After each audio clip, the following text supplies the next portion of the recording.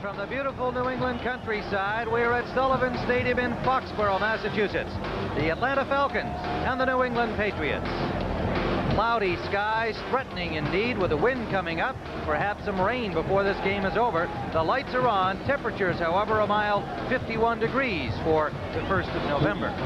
Good afternoon, everybody. I'm Tim Ryan with Terry Bradshaw here at Sullivan Stadium. Two teams very much in playoff contention. The Patriots running behind the Jets at 5-3 in the AFC East, and the Atlanta Falcons, a surprise team so far, but struggling, Terry, over these last few games. And the quarterback story, a very big one today. David Archer has been having his problems for Atlanta.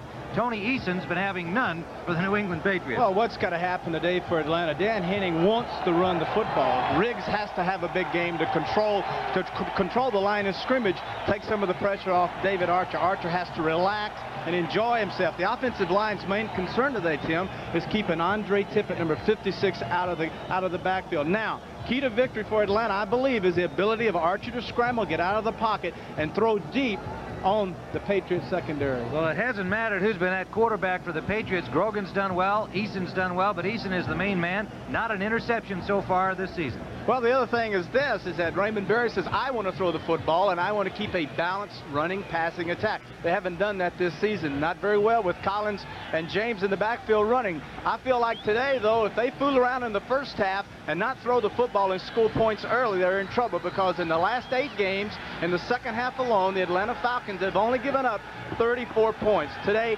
key to victory for the Patriots, score early. All right, Terry. The Falcons will have the first chance, however, because it'll be Tony Franklin kicking off for New England. William Andrews is back as a kickoff return man, and that's the kind of team player he is. Get me involved. Cliff Austin back there with him, and the ball comes down to Austin at the 5. Austin out to the 25-yard line, to the 26 perhaps, straight up the field, and David Archer will lead out the Atlanta Falcons, who have been struggling on offense in recent weeks. A loss to the Rams last week, a tie against the 49ers the week before. Some pressure on Archer now because they brought in second-stringer Turk Schonert last week's game.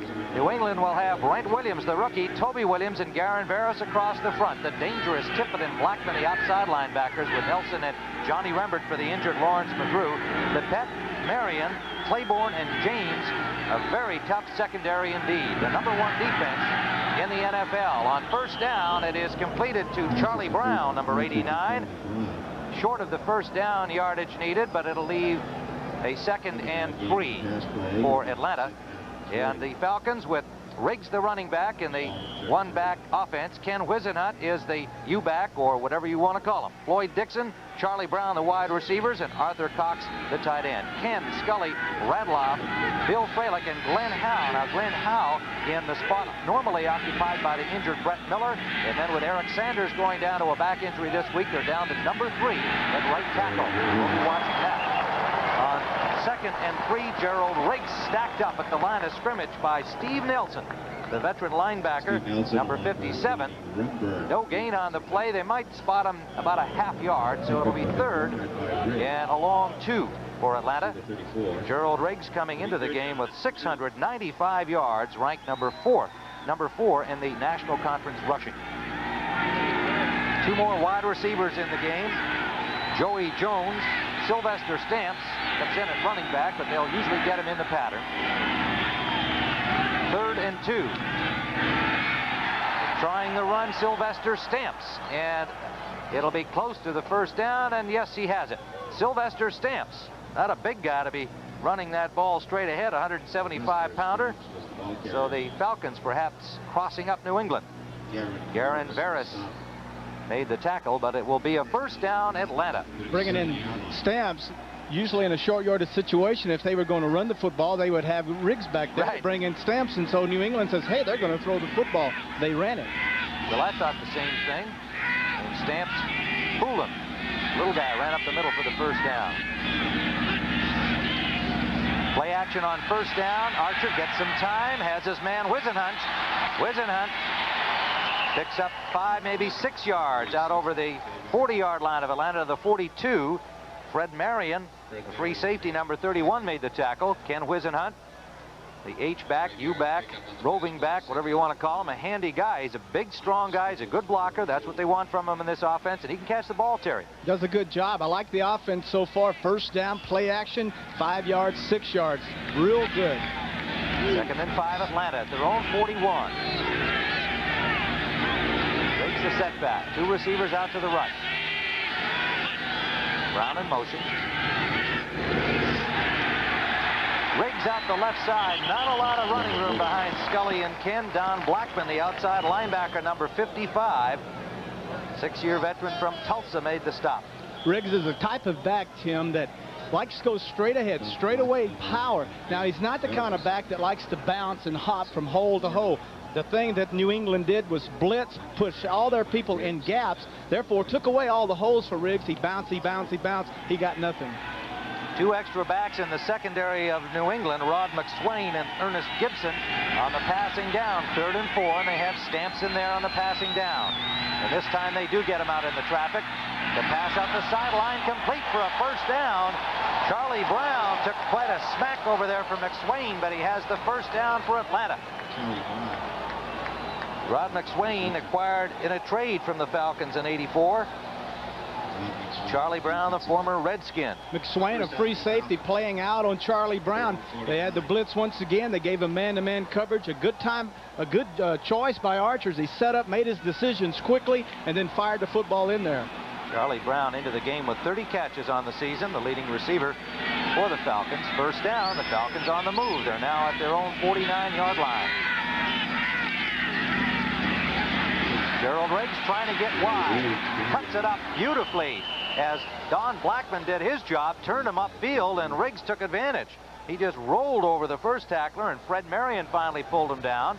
It'll be a gain of 6, maybe 7 yards on the play. Now that time, their 3rd first down. The first 2 times they had the ball on first down, play action passes, 5 and 6 yards. That time, came out, little play, gave the ball off to Riggs, first down, but New England came up and blitzed, and they were chasing, so they're guessing with him now. 2nd and 3, Atlanta now in Patriots territory, opening offensive series. Short drop by Archer, forced out now by Tippett. Has a man. First down, Atlanta. It's Floyd Dixon, the rookie wide receiver from Stephen Austin. And the ball advanced to the 35-yard line of the Pats. The thing that is so good about Archer is his ability to get out of trouble and make things happen. A little quick set, everyone is covered. Now he feels the pressure. He gets outside, and now a good job, as you see, number 86, Dixon, gets out, releases, gets open, and gives him a target. 2 tight ends are now in at the 35-yard line. Ron Middleton, number 87, joining Arthur Cox for the Falcons. First down at the 35 of New England.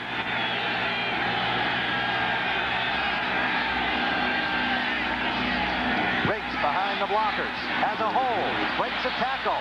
First down, Atlanta to the 22-yard line of the Patriots. An impressive opening drive for Dan Henning and the Atlanta Falcons. Good job by the left tackle, Mike Kinn, 78, and the left guard, John Scully, 61, getting out, giving some blocking for Riggs. This is a good job. Now Riggs is going to stretch it out and then cuts back. Look at right in between there. Good job that time, and then just out-muscles everyone to get down for a first down. 225-pound Gerald Riggs. Last week he was held to 43 yards by the Rams. A tough defense, but also the pattern of that game dictating the fact he didn't get the carries he usually gets. He's rolling now. 10 plays on this drive for Atlanta. And a miscue there. Archer just goes down to keep the ball, and a flag with some early movement and perhaps a miscount. Snap on the count. It looked like Cox, the tight end, number 88. He knew the blitz was coming. False start, number 88 offense. 5-yard penalty. We'll replay the first down. Cox saw the blitz coming. He knew they were coming. He said, oh, my gosh, I've got to get out here and get set quick. And he got a little bit too anxious trying to get into his man. Got off sides. Gene Barth, the referee, with the first penalty of the game. Leaves 1st and 15, and the ball spotted exactly at the 28-yard line of the New England Patriots. Dan Henning, his team at 5-2-1. That tie coming against the 49ers. Lost last week to the Rams. Still just a half game behind in the NFC West. Riggs trying to get back that 5 yards, gets about 4. Loose ball recovered by the Falcons. The ball knocked loose from Gerald Riggs, but Atlanta maintains control, and Mike Ken, number 78, the left tackle, came up with the football.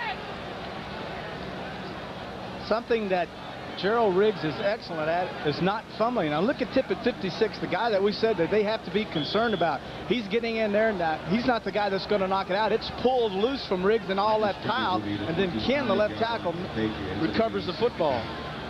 It is second down, and a long 12, we'll call it. The ball just outside the 25. And a timeout on the field here, just as the Falcons came out over the ball.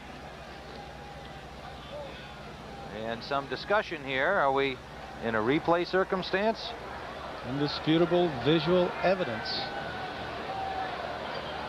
Well, Gene Barth and the head linesman, the umpire, Joe Gardy's up there, I know. Replay guys sitting up there, nice and warm. The wind has come up here at Sullivan Stadium, blowing in from our left to the end zones, the open here in Sullivan Stadium. I'm not sure what's let's see if we can find out what happened. It's just a straight ahead. Wisenhunt coming inside. Riggs trying to get in behind him. Now he's virtually stopped.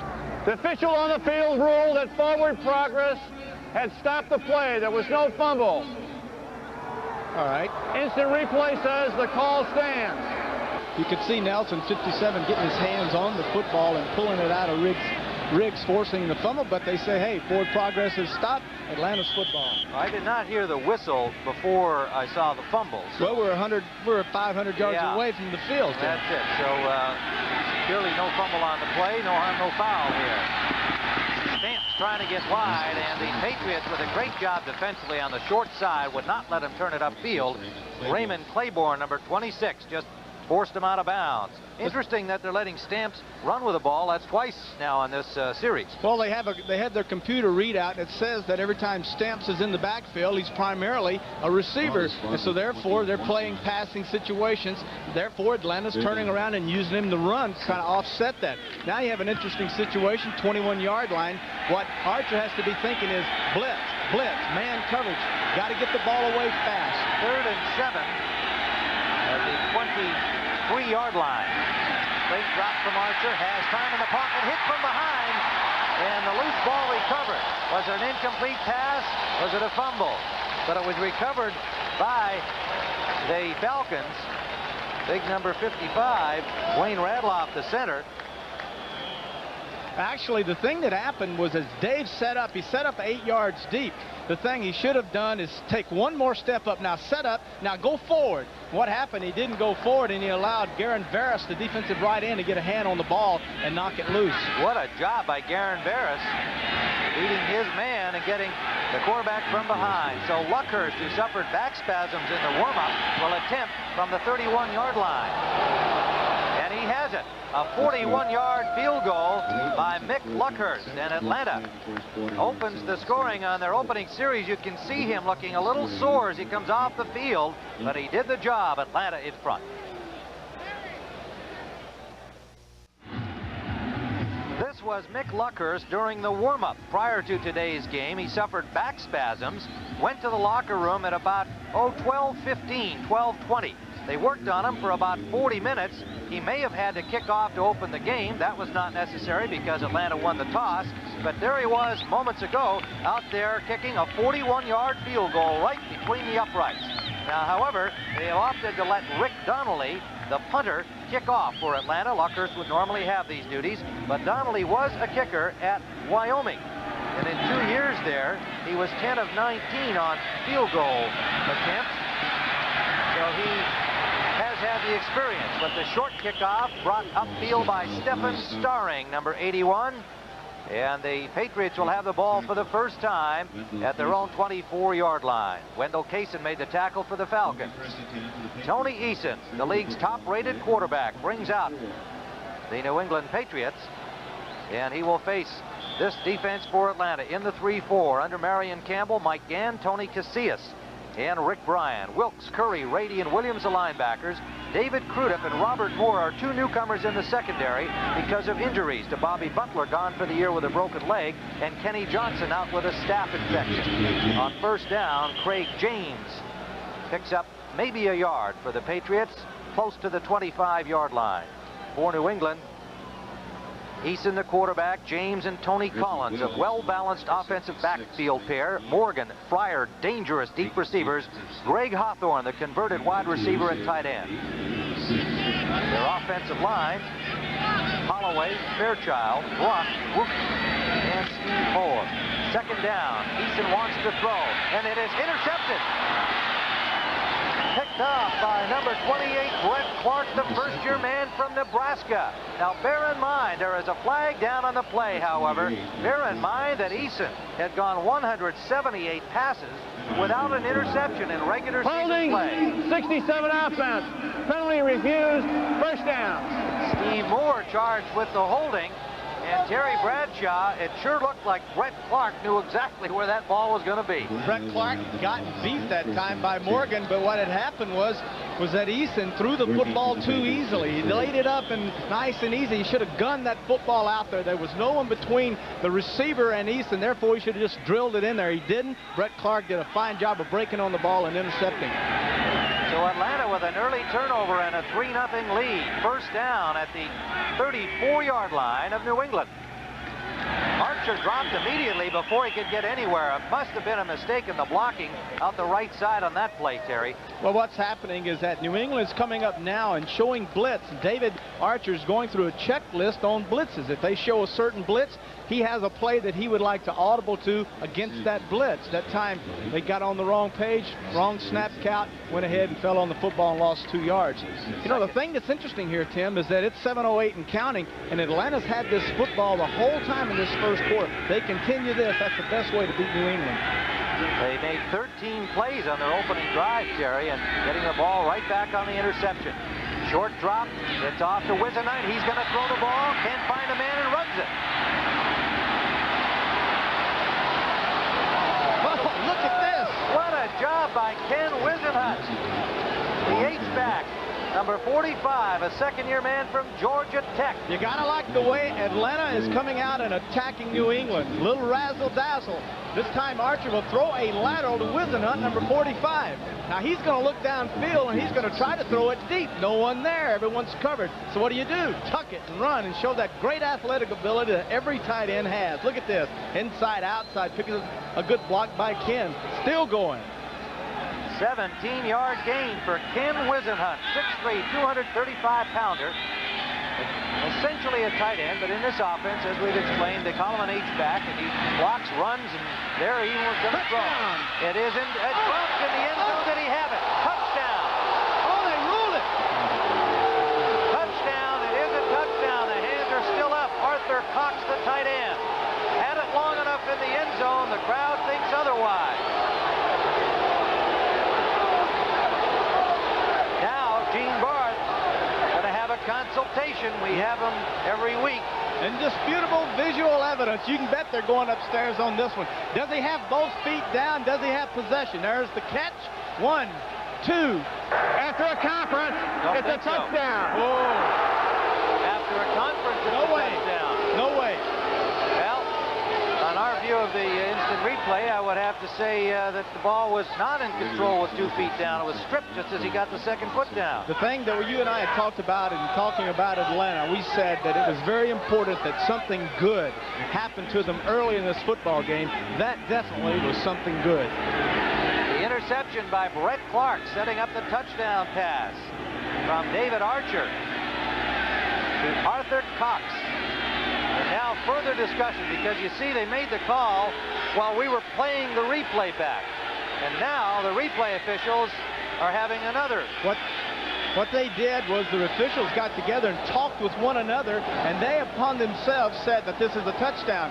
Well, now they realize that booing's going on, so they say, well, we better check this out. Folks, I'm going to tell you, that is an incompletion.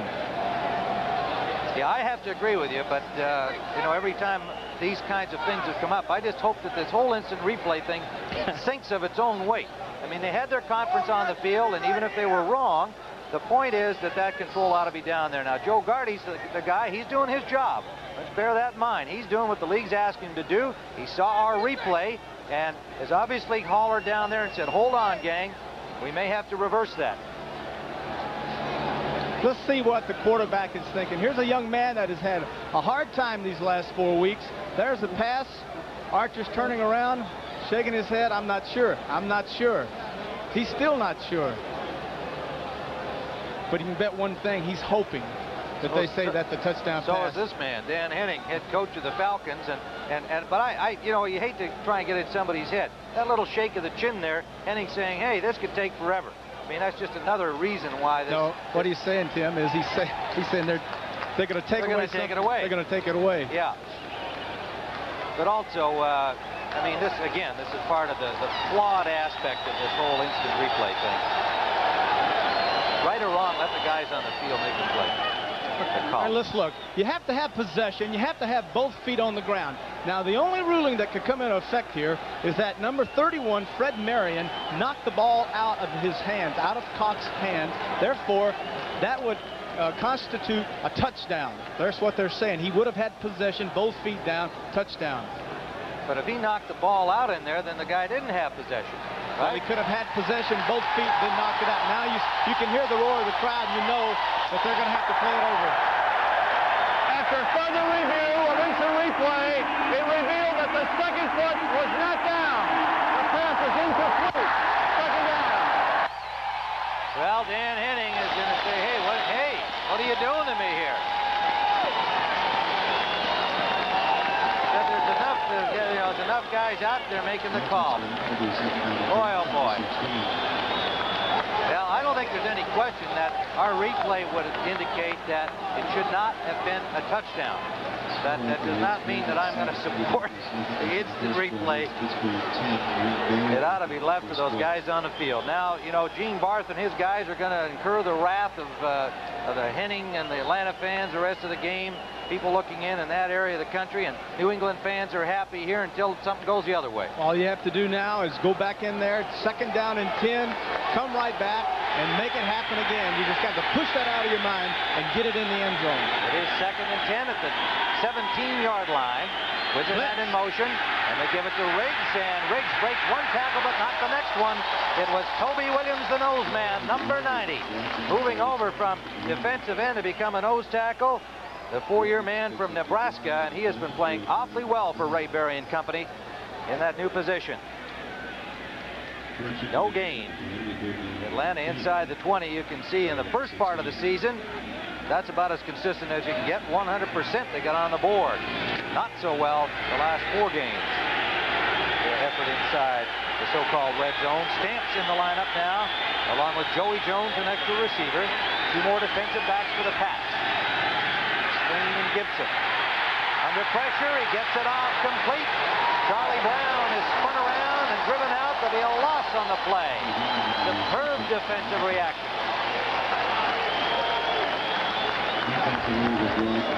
Lepet, number 42, coming on his own. Looked like a delayed blitz by the corner. As you can see, Archer setting up. There's the games in the middle, picked up well by the offensive line.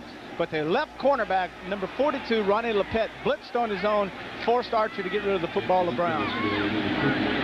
Solid play downfield once the pass was caught. Nowhere for Brown to go. So Luckhurst will attempt again. With his back spasms and all, the ball spotted at the 27-yard line. Archer to hold. Luckhurst, a 37-yard try, and he missed it. Missed it to the right. So the Falcons come up empty after the interception by Clark, and you can see Luckhurst still in obvious pain. 5:05 to play in an eventful first period. We'll be back at Sullivan Stadium in a moment.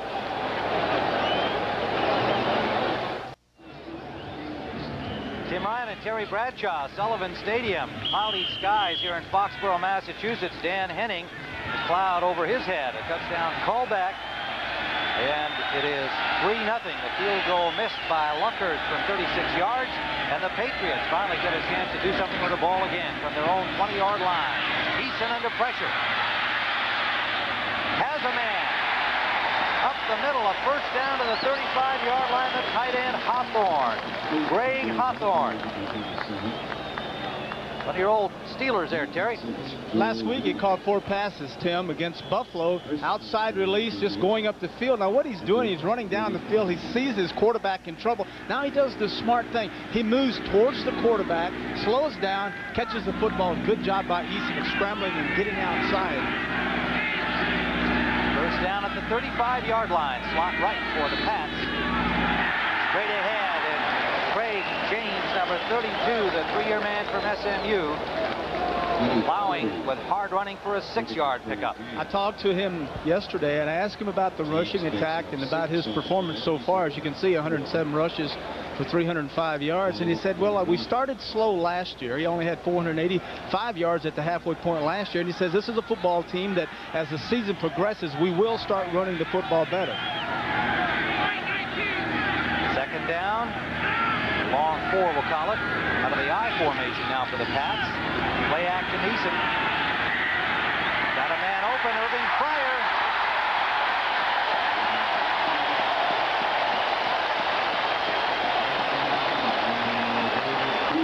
To the 25-yard line of the Falcons, Irving Fryer, the big play guy. The secret to this was the fact that Stanley Morgan, 86, ran straight down the field and took the safety in the corner with him. Fryer in the center of your screen, a simple crossing route, and a good job that time by Eason of dropping in over the linebacker's head and allowing Fryer the opportunity to run under it and make the grab. 34-yard gain, and Irving Fryer has had a few big drops in recent games to go with spectacular receptions. I'm sure happy to get that first one in a big play situation. First down at the 25. James, drop tackle left, and he is stacked up. Nowhere to go as he's met by John Rady, the linebacker, number 59. 2 or 3 other red-shirted Falcons arriving at the scene of the crime. Rick Bryan, number 77, defensive right end, Tim, did a good job of engaging the tackle and forcing him out wide. You're looking at him right there, Rick Bryan. He stayed with him, and forced the running back inside, right into Rady, and then Rady made the stop on him. So really credit that play to Rick Bryan. Second and 8. 2-yard pickup. The ball at the 24-yard line of Atlanta. Eason, quick release, complete to Starring. First down yardage for the Patriots, moving on this drive. Hit driven back by David Crudup. Crudup getting the start there with the injury to Bobby Butler his second week. But then a backup coming over from San Diego last year. The thing that's so scary about New England is if you take one receiver out and you bring in a Stephen Starring, you don't lose anything. All 5 of their receivers, when I talked to Harold Jackson, the wide receiver coach, said all of them average 4.3 in the 40, and all of them can fly and catch the football. Yeah, they are scary. Talented and scary. First down, Patriots. Tony Collins. Inside the 5-yard line, Collins. 6-year man from East Carolina. And the Patriots threatening at the 5.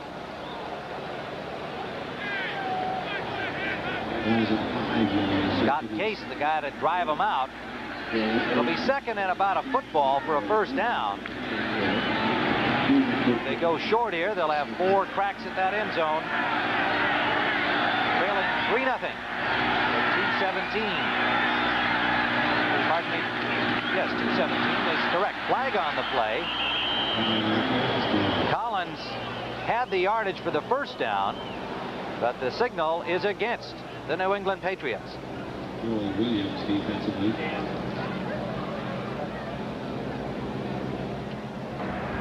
Illegal motion, offense. The tailback had not set when the man went in motion. 5-yard penalty. Will replay the down.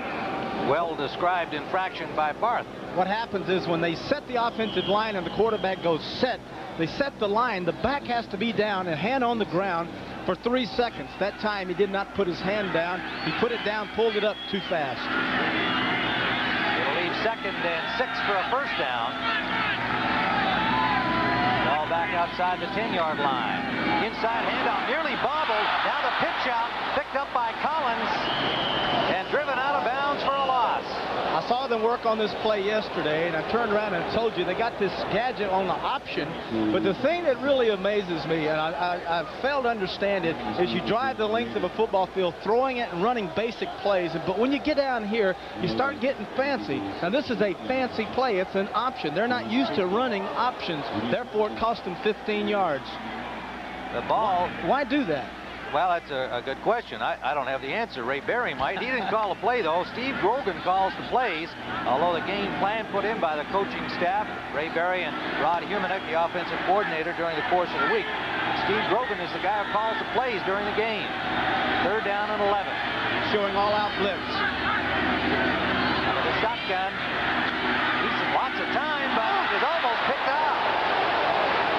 Knocked away by James Britton. Number 26 in on that nickel defense on the passing situation, and brings up 4th down for New England. Stephen Starring, number 81, the wide receiver, was running a crossing route, and he tripped him. When he tripped, the ball landed right in Britt's hands. Barefooted Tony Franklin will come out to attempt to tie things up here. The points leader in the entire National Football League. 75 points on the season. Former Philadelphia Eagle. Wants to be a sports announcer when he hangs it up. Planning on doing some weekend work next offseason in San Antonio. And he's got that one drilled down the middle. And we are tied with 1:40 remaining in the first period of play at Sullivan Stadium. The Patriots have tied it up at 3-all. This year's total.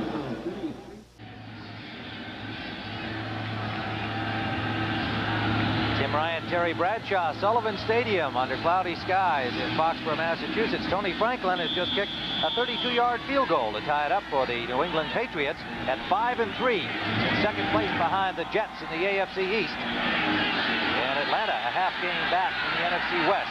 It'll be William Andrews out to the 28-yard line. And that's where David Archer will start the Falcons. Well, William Andrews getting in some kickoff return duty. Next Sunday on CBS Sports, doubleheader action. In Game 1, the Chicago Bears and the Tampa Bay Buccaneers, or some of you will see the Rams at New Orleans, a key battle in the NFC West. And the New York Giants will be our doubleheader game at Philadelphia. Arch rivals, the Giants and the Eagles, and again a big one for the Giants particularly. That game will not be seen in the Atlanta area next Sunday here on CBS. Important action in the second half of the season. First down. Breaks stacked up. Center of that Patriots defense. Steve Nelson, the linebacker. You can see Toby Williams on his feet fighting off those blockers, doing the nose tackle's job, and the linebackers coming up to make the hit. Garen Barris, number 60, getting a piece of it as well. Toby said playing nose tackle. Toby right there in the middle, number 90, folks. Toby Williams said playing nose tackle is like fighting in a phone booth. So he's telling you there's not a lot of room to mess around down there. I don't think he and I could get in a phone booth together. He goes a big 275. Extra receiver in on second down, and Archer runs out of time. Barris with a sack.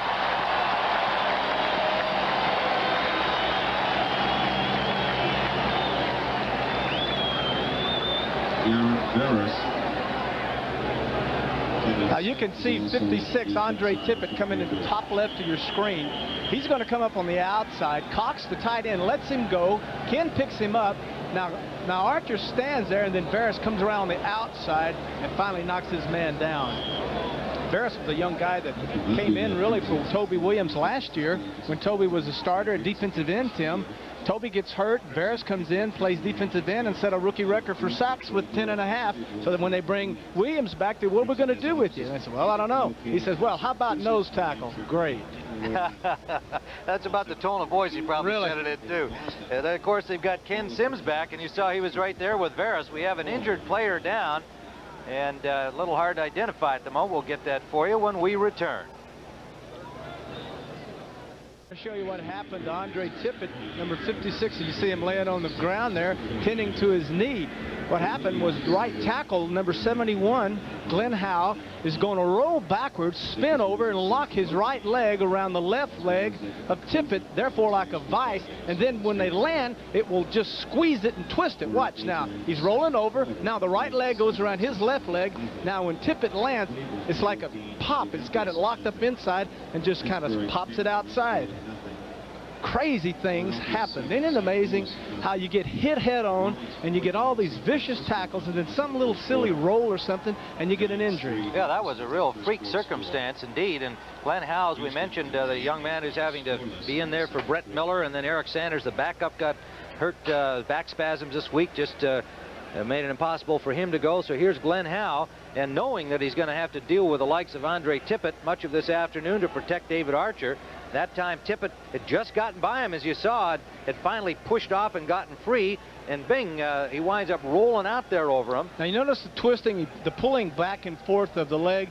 What the doctors are doing is checking to see if there's ligament damage. If it moves a lot, then there's ligament damage. If it doesn't move a lot, then normally they'll say it's a strain or something, just a little stretch. Well, we'll get a report on Andre Tippett, who has 9.5 sacks, and certainly the key defensive performer for the Patriots, because they'll move them all over the field, bring them from all angles on the blitzes.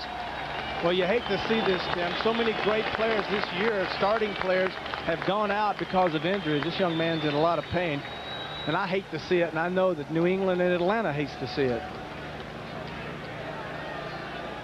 Andre Tippett. Obviously very emotional for him.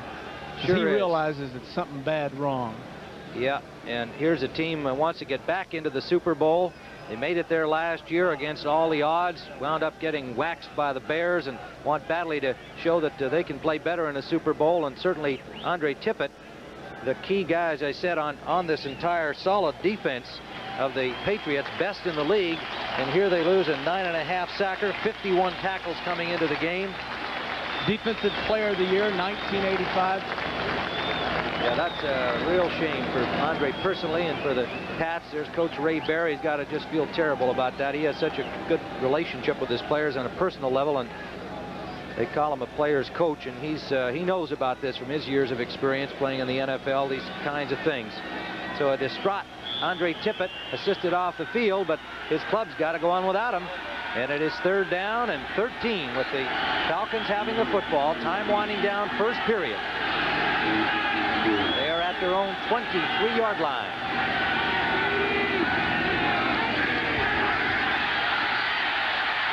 Archer gets it off. His receiver fell down. Charlie Brown, to make it Stamps, the intended receiver. Sylvester Stamps fell down as he looked back for the ball. So Atlanta will have to punt for the first time this afternoon. David Archer will have to rethink things here as we have a 3-3 football game. First sack of the afternoon occurred on the play in which Tippett was hurt. Aaron Barris getting it. Irving Pryor awaits the punt from Rick Donnelly, standing downfield at the New England 37-yard line. Donnelly from his 15. Pryor at the 40.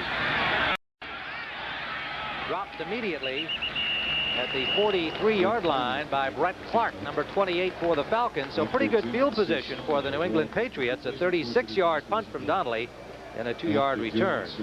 Next week on CBS Sports Saturday college football action, you'll see the Tar Heels of North Carolina and the Clemson Tigers, both teams in the midst of the ACC Clemson, championship. Tim. What did I say? You said Clemson. You said it right, but it's Clemson.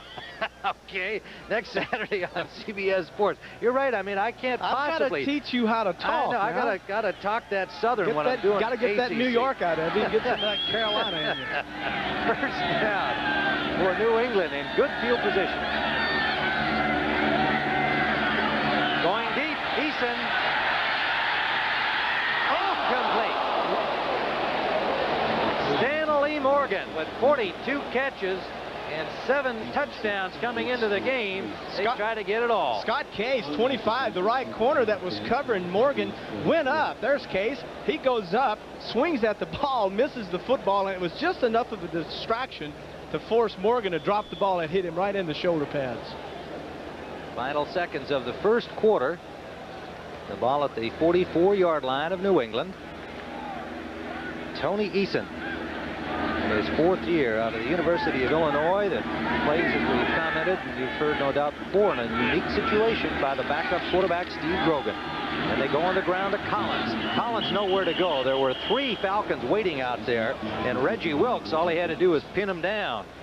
And that'll finish up the first quarter here with no gain on the play, and leave a 3rd and 10 when we return with the Atlanta Falcons and the Patriots tied at 3-all. Ladies and gentlemen, I call your attention to the back. Terry Bradshaw at Sullivan Stadium. We have a 3-all tie, just beginning the second period. And in that first 10 minutes, 31 seconds, New England just 4:29, but they have only 3 points on the board. We saw the touchdown pass that was not a touchdown pass, and then we saw the missed wide field goal from Luckhurst after he'd hit the first one. And thus, despite having the ball most of the time, it's just a 3-3 game. And it is New England on 3rd down. Eason up the middle, and it is incomplete. Got it behind Stanley Morgan. No chance for him to catch that one as he put the brakes on, but couldn't get his hands on the ball, and so New England will have to punt for the first time today. Brett Clark had the coverage. One of those zone defenses where everyone just dropping deep. And the thing that's a trademark of the New England Patriots, Tim, in all my years of playing against them, is they love to throw the 20 to 25-yard deep crossing routes. And that puts a lot of pressure on your line. But that time, good job. Eason just made a poor throw. Rich Camarillo, the punter. Floyd Dixon waiting for it. Rich Camarillo averaging 43.9 yards. Solid punter. And he gets a good one away. It's going to go out of bounds at the 12-yard line. A flag is thrown downfield. So we'll wait and see what that one is. They have spotted the ball out of bounds at the 15 of Atlanta. Gene Barth will consult with his officials as to the flag. 39-yarder from Camarillo into the wind. Holding against the receiving team, a post-possession foul. They'll keep the ball after the penalty enforcement. Gene Barth, again with a solid explanation of what occurred, and they'll mark it off from the 15 where the ball went out of bounds. Whoa, the Saints are marching in. Look at this, 14-3 over the 49ers. Well, and in that West Division, you've got San Francisco at 5-2-1 tied with Atlanta, and New Orleans at 3-5. Houston and Miami scoreless. And Pittsburgh, the Steelers, all right. They're back to their glory days. Cleveland rolling, playing well. Philadelphia, resurging Philadelphia. Giants leading Dallas, second quarter, 3-0. Danny White, a broken right wrist in that game, we're told. Ed Williams, number 54, is in Andre Tippett's spot as the Falcons have to start now from their 7-yard line. A pump fake and a deep pass downfield.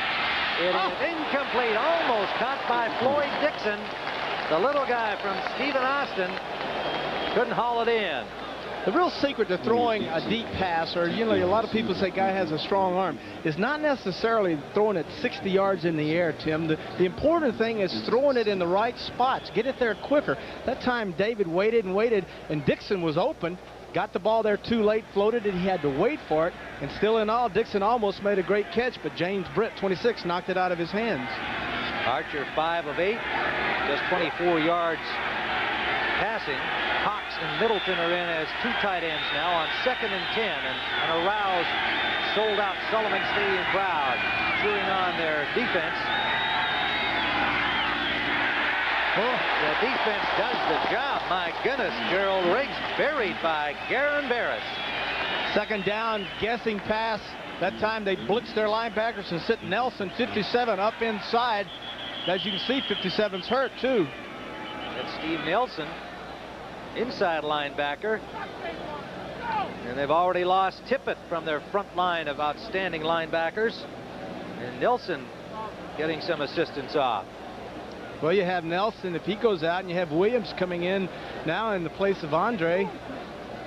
I guess You may have to call on Larry McGrew, number 50, who has a slightly sprained knee. He may have to come in now and play in the place of Nelson. Or Clayton Wysoon, perhaps, who's back from an injury. And all of a sudden here you've got this outstanding core of linebackers, and you're looking at 2 starters leaving the game within a matter of minutes.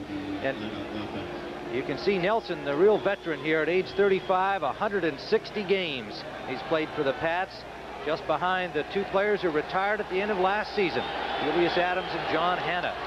The look on the training core of the Patriots. 3rd down and 11.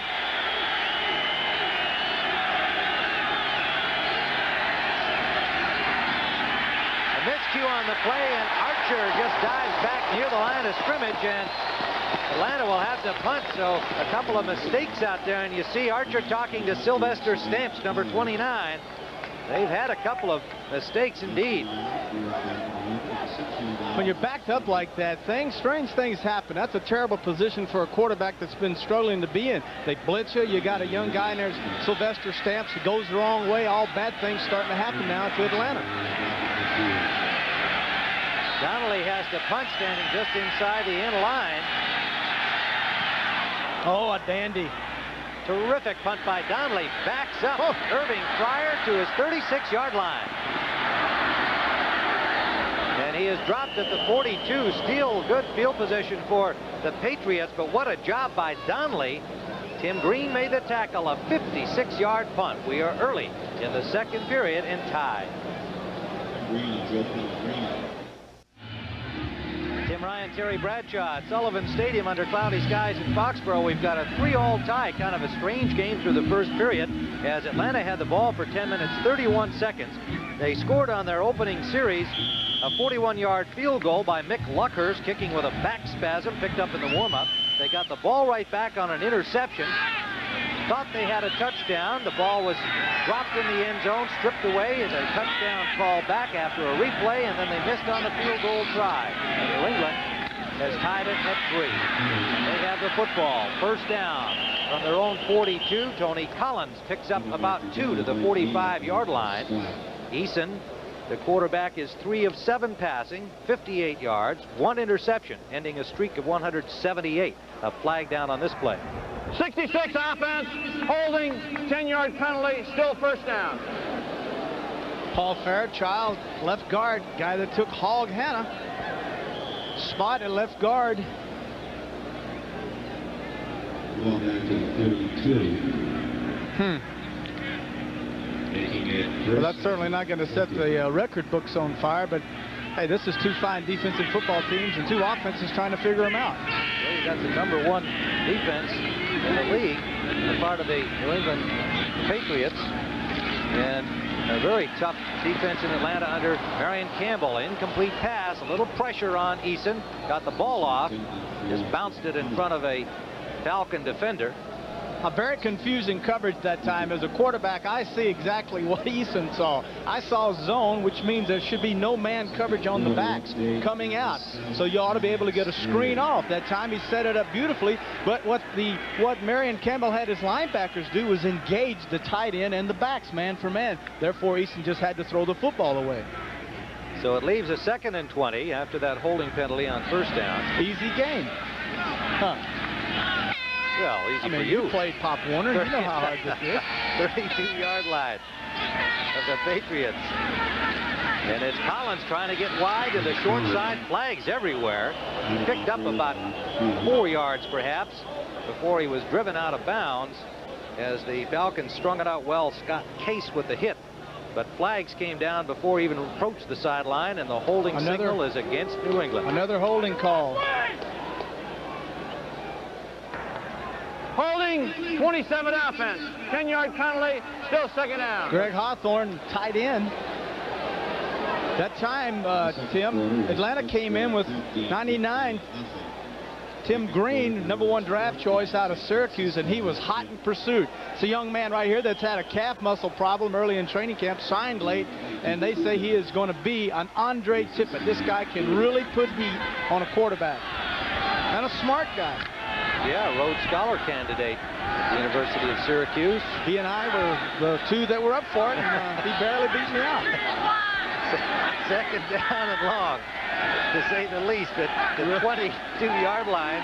Eason just going backwards here with those holding calls. Gets it off, but it is almost picked off, as he was hit just as he released the football. And it was Mike Pitts putting the pressure on Eason. It gets up a little bit slowly.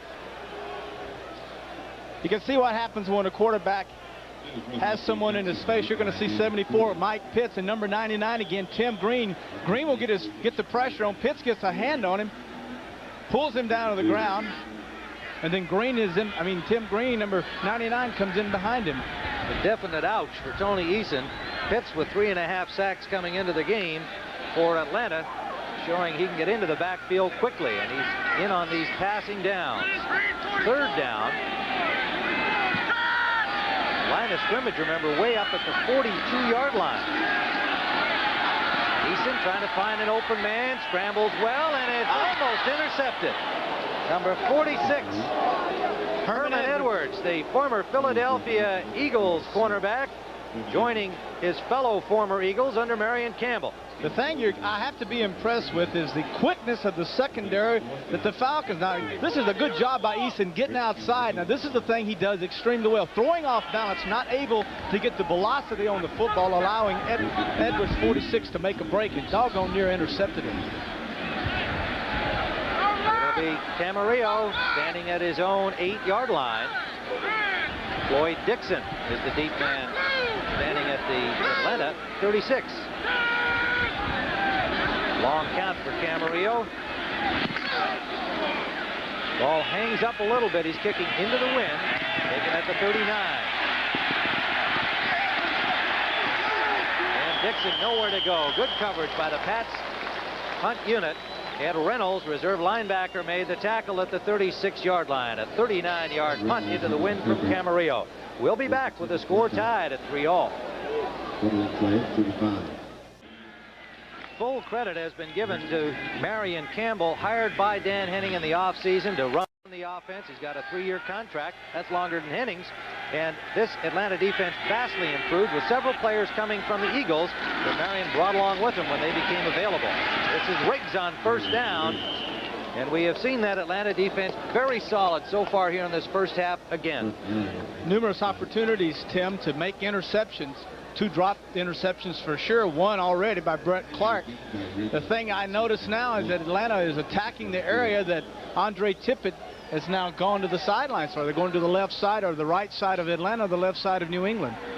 At second-round draft choice in 1984, Ed Williams from the University of Texas in that spot, now number 54 in Tippett's spot. Those are big shoes to fill. Second and a yard, Atlanta at the 44-yard line. Gerald Riggs again has a good hole running behind Glenn Howe and Bill Fralick. Johnny Rembert made the tackle. Remember Rembert in there for Lawrence McGrew, who was the starter and is out with a knee injury. Steve Nelson left the game but came back.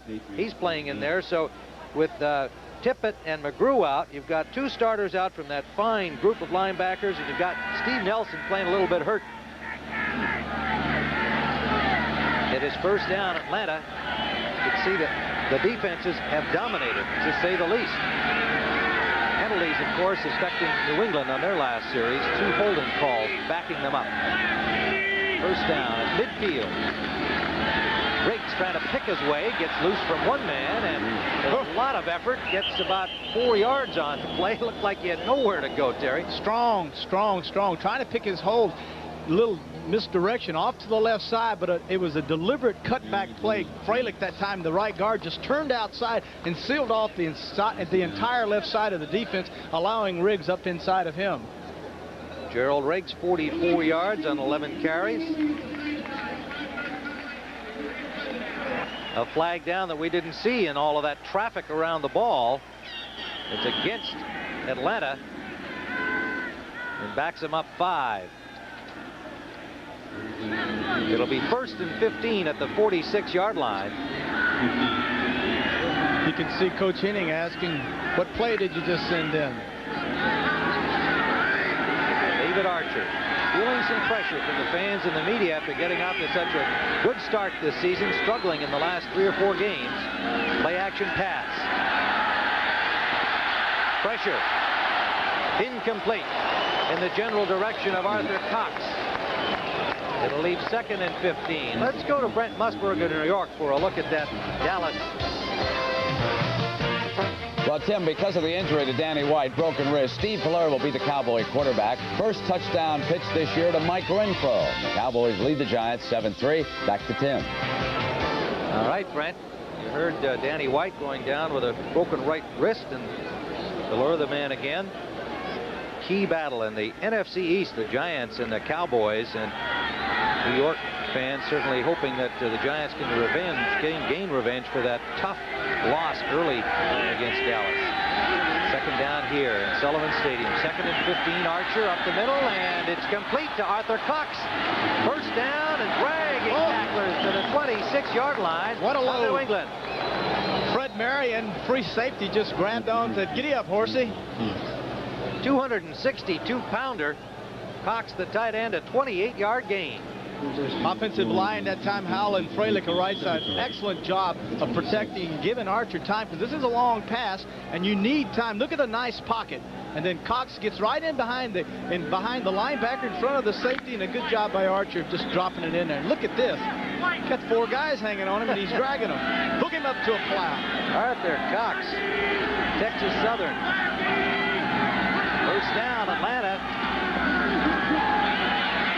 Turned inside, and fine defensive pursuit by the Patriots out the right side, led by Don Blackman. He's so quick over the line of scrimmage, number 55, like Tippett when he's in there on the other side, that you just don't get a chance to go outside. Riggs having to turn it up, and people waiting there for him. Well, Riggs' game is not outside. That's not his game, Tim. And if you can't hook Blackman, meaning you can't force him inside and allow Riggs outside, then Blackman's going to get outside, and there's no way you can do it. Riggs is going to have to stay inside of him and the ends and run up that way. Looked like they not only tried to hook him, they tried to unhook his shoulder pads on the last play there. 2nd and 11. And Riggs will try the middle, and he's got some room. To the 16-yard line of New England, and a first down Atlanta. Steve Nelson having to range back, number 57, to make the stop.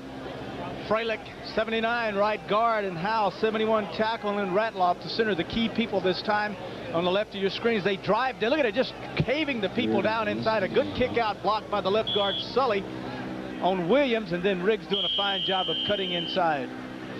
Well, it's short of the first down by about, a half yard at the most. It appeared that he had gained the yards, but the spot leaving him a bit short, and Atlanta takes a timeout. We have 8:21 remaining in the first half of play here at Sullivan Stadium. With Tippett out, the thing that has happened now is New England has gotten away completely from blitzing, allowing Atlanta now to go in and zone block, which means just big guy on big guy, and allowing Riggs to pick his holes and doing a good job. Henning now has the type of offense he had the first 4 games.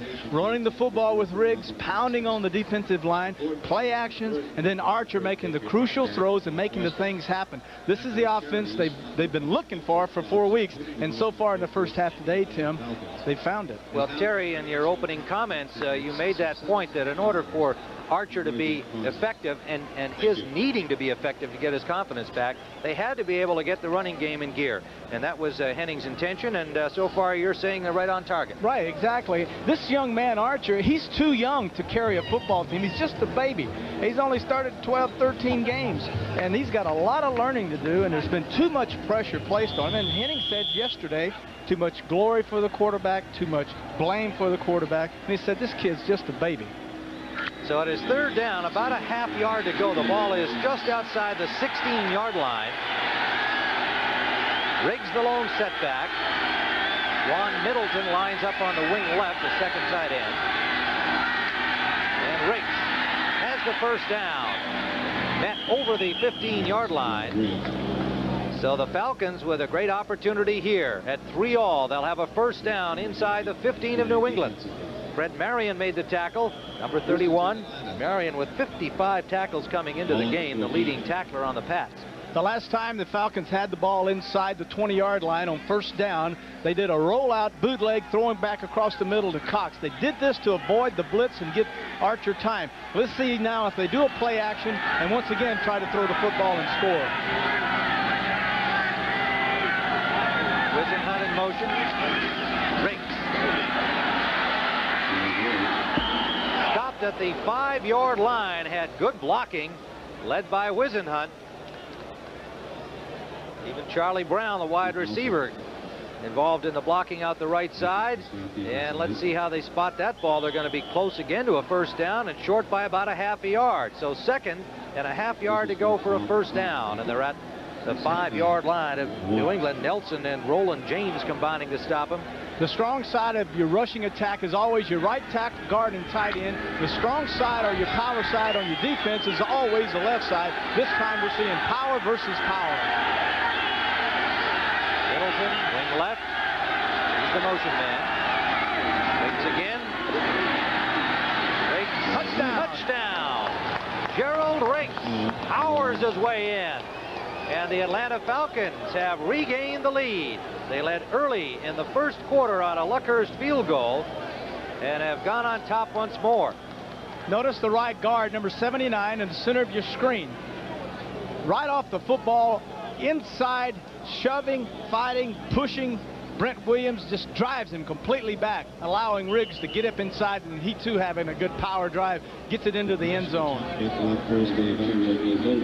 there's the man. That is a big man. Many saying now, Tim, he's one of the best guards in the National Football League, and this is only his 2nd year. Well, and I think a good thing for Bill Fralick, who's a quality person, has come out recently, I think for the 2nd time, against the use of steroids, and a real serious concern on his part. He acknowledged that he had used steroids at some point during his college career, and has learned that putting that stuff in your system is bad news. We've got another conference going down there with Gene Barth and company, and they're evidently talking to the replay officials, and it had to be again on a touchdown play. So let's see whether or not Riggs got in.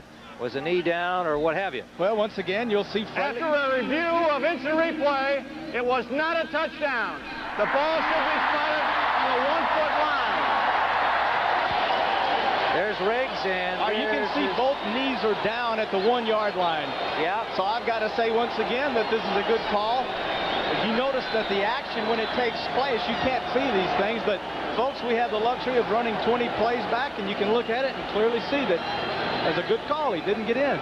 Dan Henning saying, hey, deja vu is what he's saying. How many times do I have to get it in the end zone here? But he either got it in or he didn't. The officials say he didn't. First and goal from the 1-foot line. First and goal. He did get a first down, so it'll be first and goal from the 1-foot line. He's got to be thinking, what in the world is going to happen to me next? Well, frustrating. You got to feel for this guy. You got to understand the frustration that he's going through right now. Saying, "Good gosh, I'm out of here." 3-3, we get it in again. Now we're back on the 1-foot line.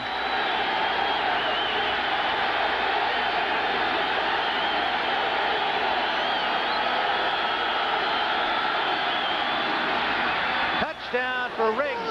No question about that one. He could have run into row 10 back there. They had a huge hole again behind Fralick. And Glenn Howe, who has to be a story here. There's Dan Henning coming back off the field. He had walked right out there, I'm sure, to just make sure that the guy had got it into the end zone with the football. I think what the officials have done is make this entire Atlanta offensive line mad. Look at Fralick moving, coming outside, just getting inside. No one there to block. He's looking for someone and just nails 57 that time. Steve Nelson knocks him flat on his back. Luckhurst will attempt the point after.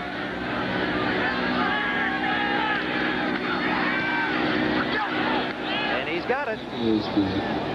So the Atlanta Falcons have now opened a 10-3 lead. We have 6:29 still to play in the first half at Sullivan Stadium.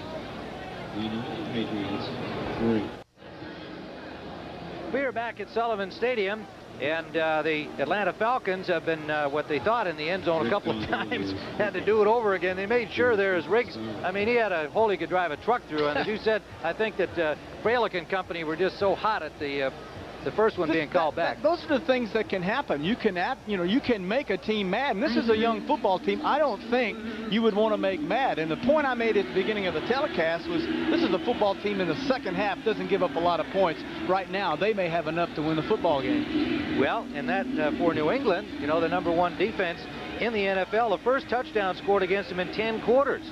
So obviously the Falcons have to feel good about what they've accomplished, and especially since they had 2 of them called back.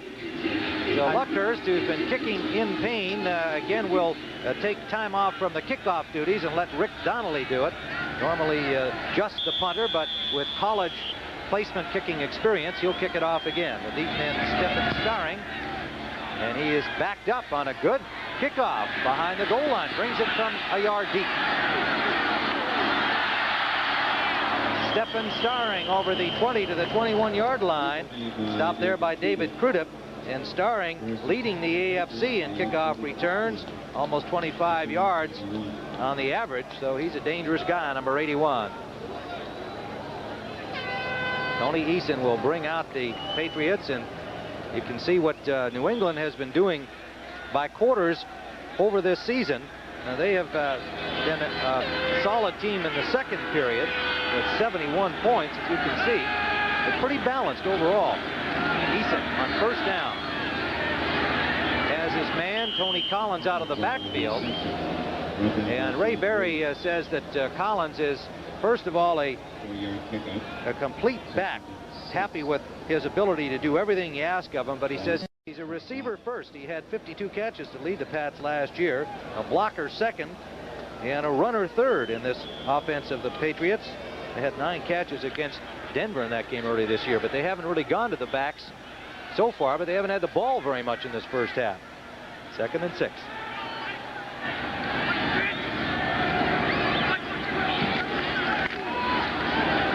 Collins on the short side, a flag is down. He got a yard, maybe 2, before he was met by Rick Bryan, number 77, third-year man from Oklahoma. The flag was downfield. And the holding call goes against New England. Penalties, and particularly holding penalties, continuing to plague the Patriots. 67 offense, holding, 10-yard penalty, still 2nd down. That's Steve Moore. Look at the size of that argument. Whoa. Whoops. Steve Moore also used some heavyweight better not language. do that. Better not do that. Unsportsmanlike conduct, number 67 offense. Unsportsmanlike, and a little conversation from a 315-pounder. Cost him some more yardage. That guy in that striped shirt may weigh 140 pounds, but he can whoop this guy all day long by chunking that yellow flag, so you better be quiet. But, you know, I think what's interesting, harkening back to conversation with Craig James yesterday in the Patriots locker room at practice, that what's really different this year is when you lose a guy like John Hanna, it's not just that he's a great player at offensive guard, but you're losing that intensity, the leadership, the kind of guy who can say, hey, guys, let's keep our act together. They say that he was the guy that kept them together, and right now they don't have a leader on that offensive line to keep that intensity up. So it is 2nd down now, back at the 7-yard line. Fakes the draw, and Easton from the end zone gets it out to James and just overthrows him. A flag down in the end zone. Oh, James had a lot of running room out there, Terry, but the ball just off his fingertips wouldn't have mattered. Another flag holding. against New England. Raymond Berry not pleased with his team going backwards. Holding, 51 offense, penalty refused, 3rd down. Ron Wooten charged this time with holding. Falcons say they're just about in the end zone. We'll just call that one off, give them 3rd down. The only thing New England can do right now, or go by the old saying, all sickness is not death. These things are not going to continue. They can't, or they're going to lose this football game. They've got to make something positive happen now. Gosh, you're looking at 3rd and 23. It's awfully hard to make up that kind of yardage, especially against a good defense. And from your 7-yard line, so they go to the shotgun. They've got 4 receivers out there for Eason. Goes to the short man. It's complete. Hawthorne gets up and picks up about another 5 yards. Gets back near the 23-yard line. Hawthorne was a running back in Pittsburgh. I liked him. I liked him having him in the backfield. We threw to him a lot out of the backfield. And I used to always tell Chuck, I really think Greg Hawthorne would make a great tight end. Big, fast, strong, great attitude. But Chuck never did like that. He wanted to keep him at running back, and eventually traded him to New England. Raymond Berry said, hey, Hawthorne, you look like a tight end. Made him a tight end. Now he loves him. Yeah, they're very pleased with his progress, replacing Lynn Dawson. Still hasn't recovered from that knee injury suffered in the Super Bowl. And Hawthorne is going to be the man for the season. Camarillo Just got it away. Pretty good pressure by the Falcons, and he gets a New England bounce. Taken by Dixon, hit immediately.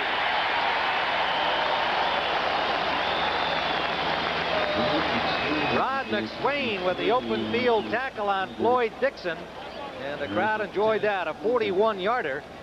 So Atlanta with the football, 4:50 to play in the first half, and they have it at the 36-yard line. New Orleans still leading San Francisco, and we'll be watching that one for Atlanta fans in Miami in front of Houston. And the mighty Steelers rolling along.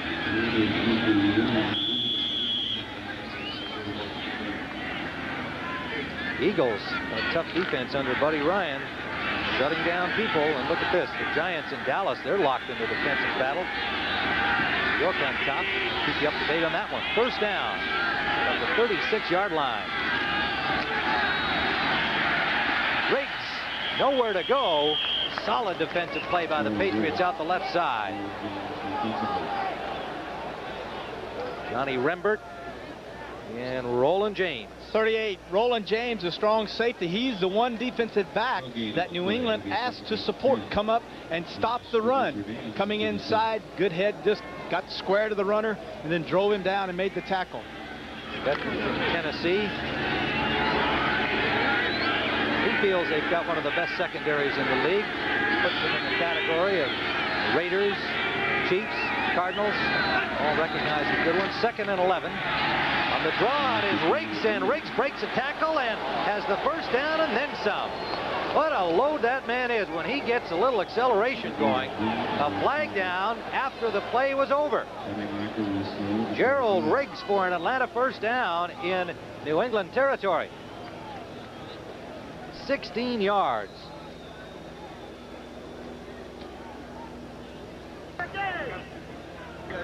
We have offsetting personal fouls after the ball was dead.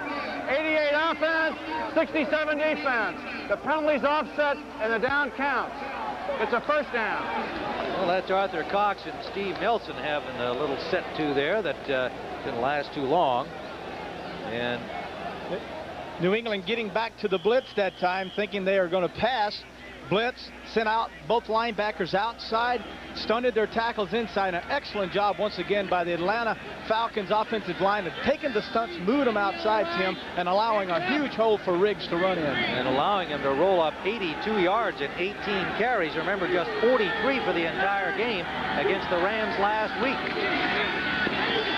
And this time it's William Andrews getting the call. His first carry of the day and got about a yard. I think one of the mistakes Atlanta could make right now is the fact that they're having success running the football, but don't forget that they've had success throwing the football, and who's to say that the passing that Archer's done in this first half has not made the running game go. So I think it'd be a big mistake if they rely strictly on their running attack. Now, if they do, then they'll have no offense. Number 9, they've got a slot left here. Floyd Dixon in motion out of the slot. Again, they go to the run. No, it's going to be Archer the other way. David Archer to the 30-yard line. A naked reverse. He made a real good fake and showed why he has already got 269 yards rushing coming into this game. He picks up 16 more. Dan Henning told us the thing he likes about Archer is that he is an improviser. That means that he'll take something and create something out of the ordinary. This is not a design play. Archer knew that they were going to close down with their outside linebacker. He saw that and he kept it. Excellent job. So it's first down at the 30-yard line of New England. Kenneth Sims comes in defensively for the rookie Brent Williams at left end. Sims, the number 1 pick back in '82. They've been easing him back into the lineup following his injury to his back. Flags down, whistles everywhere, and that one will start over again back at the 30. That's a shame there. One of the few traps. Ball start, offense number 79. 5-yard penalty, still first down. Freilich, an outstanding drive blocker that time, pulling to his left to trapping the end, kicking out the end, just jumped a little too soon. So it'll be first and 15, and I guess you have to give some credit to young Glenn Howe, the second-year man from Southern Mississippi, so far holding his own alongside Freilich at right tackle. He's the third right tackle on that side behind Brett Miller, the starters on injured reserve, and Sanders, who's also hurt. And apart from that one play on which Tippett was hurt, and that time Hal Beaton on the play, he's really been doing a fine job over there. Had to be a source of some concern for Atlanta coming into the game. This is Riggs. He wants to throw, and it is a diving try by Dixon. Can't quite get his hands on it. Floyd Dixon stretched it out there, giving Riggs every chance to be a hero if he could have made a big catch, but he could not hold on to the ball. Well, we're seeing it all today. I like that play. Also, I like the fact that it's speed versus speed. Speed, 42, Lepet against Dixon, number 86. On the bottom. Now, he's going to come inside like he's going to block the safety. Now he turns back out to the corner. Now, Marion has to pick him up.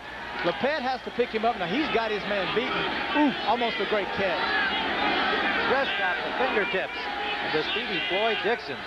2nd and 15. He's in motion again. Riggs hauled down behind the line of scrimmage by Rembert, a linebacker number 52, playing for the injured Lawrence McGrew. And Rembert, who had a big intercept against Buffalo last week, lateraled off to Tippett. One of the big plays of the game for New England, comes up big here. On the right side of your screen, you're going to notice how everyone stays back. The linebackers that side did not pursue as they've been doing early in the game because of Archer's ability to run and scramble a while ago. Now they're staying home, Tim. It's going to allow them to run those sweeps to the right side. 3rd down, and about 16 to go at the 36-yard line. Approaching the 2-minute warning, and we'll have it now. So a tight defensive struggle continues into the final minutes of the first half. Atlanta leading the Patriots at home, 10-3.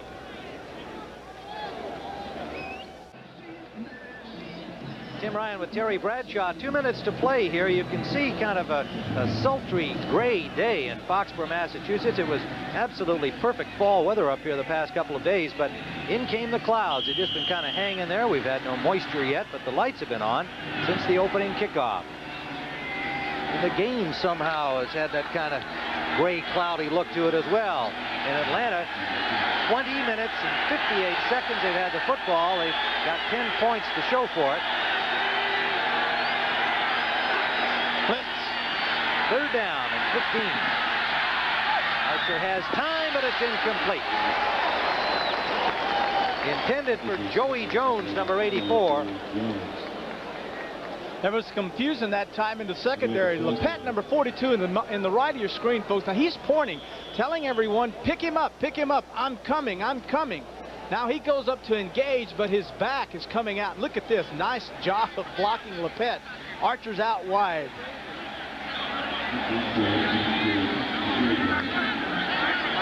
So Luckhurst will try his 3rd field goal of the day. He's got one. He missed from 32, and this one he will be trying from the 44-yard line. A 54-yard try is blocked. The ball loose, recovered by Atlanta. Don Blackman got the hand on it, and the Patriots fans love it.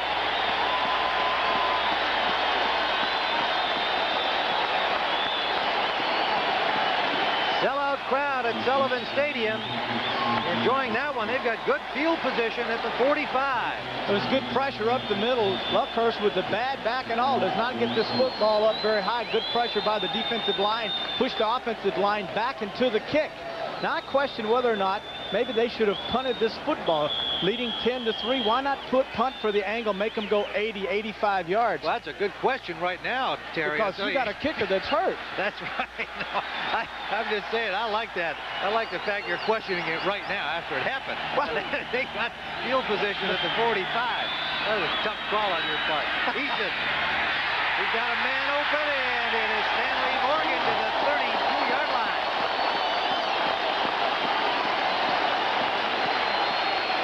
Hurry up offense. 2 plays are called, setting the team, giving the snap count. 21-yard gain, and the Patriots with a chance to tie things up. Collins. Oh, there comes a flag. Collins out at the 25-yard line of Atlanta, but a flag on the play. Herman Edwards drove him out. Clock stopped at 1:22 to play first half. Holding. 27 offense, holding. 10-yard penalty will replay the first down. Greg Hawthorne, the tight end. Jerry, a lot of fans wonder why he still wears that number. Well, when you're a vested player in the National Football League and you're moved to another position, you don't have to change numbers. He came in out of college. He wore 27 his entire NFL career as a running back. They moved him to tight end, which is an 80 number. But since he already had 27, he was a vested player. He was allowed to keep the number. Don't forget, at halftime, we'll be going to the NFL today. Brent Irvin will with scores and highlights. And a special feature: to be successful in Hollywood, you have to know how to cast your stars. But the LA Rams have had a hard time finding their own leading man. That story coming up at halftime in the NFL today. You know, one of the other problems that they have with New England is that outside of the fact that Greg Hawthorne has a 27 and he's a vested player, do you know that New England has no more 80 numbers to give out? They're fresh out of 80 numbers. Maybe you go to the 90s, huh? Could be. Old Greg's going to keep that 27, and his coach thinks he's going to be a fine tight end. But the penalty drops Atlanta back. They're in the shotgun. At the 43-yard line of Atlanta. Eason going deep to fire, and it is almost picked up by Brett Clark. Clark, who has one interception and has had 2 more good opportunities, couldn't squeeze that one, but he broke up the play. Just a great move. I tell you, these defensive backs have great burst for the football. Defensive backs are supposed to have the burst. They're also, the reason they're defensive backs is because they don't have the ability to catch the football, or else they would be wide receivers. Now, there's a good example there. Clark moving in for the interception. He's got one already today. Hands on it. That's the 3rd one today. The defensive backs for Atlanta dropped him. They made a deal for young Brett Clark with the Raiders. He had been in the USFL, and Atlanta really wanted him, and they got him, and he's been doing the job. 2nd and long, some pressure on Eason. Good movement by Eason, and it is cut. Beatty, the backup tight end, gets down to the 27-yard line and out of bounds, most importantly. 1:06 to play.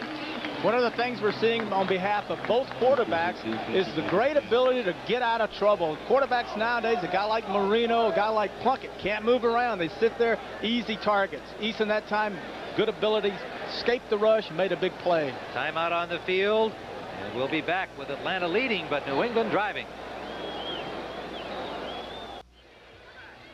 Well, a timeout called by the Patriots. I thought Beatty had gotten out of bounds, but he had not. Greg Beatty, the rookie tight end from Stanford. So they had to take the timeout. 1:06 to play.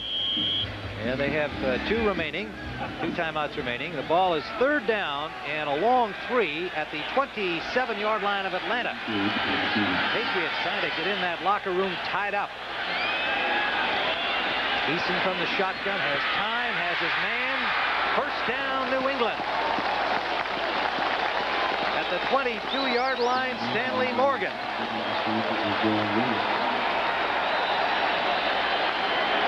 If Collins had just pumped this football instead of hitting Morgan with it, Tony Collins was wide open in the end zone for a touchdown.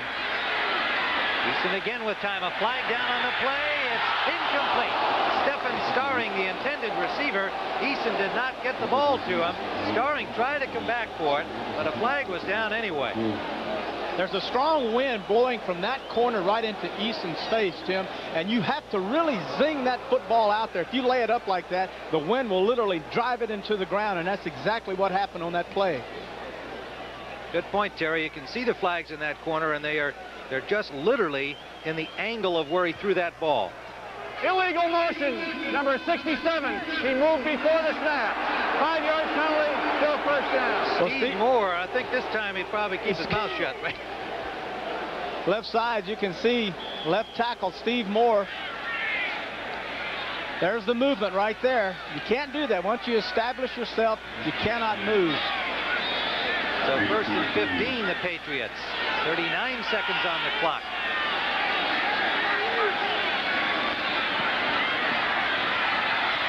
Eason deep. Touchdown. Tony Collins.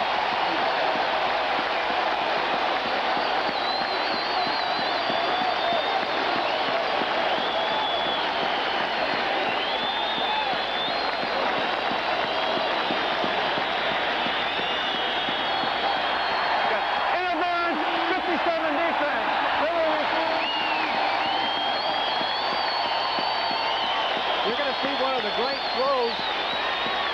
football, but the thing that's so unique about this is that the defensive back never sees it, and as you can see, Eason outside throwing on the run, throws it right by the linebacker. Look at that, right in behind the linebacker, number 54, Joel Williams. Williams was called for interference on the play, naturally declined. The touchdown stands, and here's the opportunity to tie. Tony Franklin, he'll barefoot it. Blocked. Well, what a turn of events. With 32 seconds still to play in the first half, kind of a high snap. Eason a little difficulty getting it down, but I think even if it had been a good snap, it looked like they had really poured through the middle there.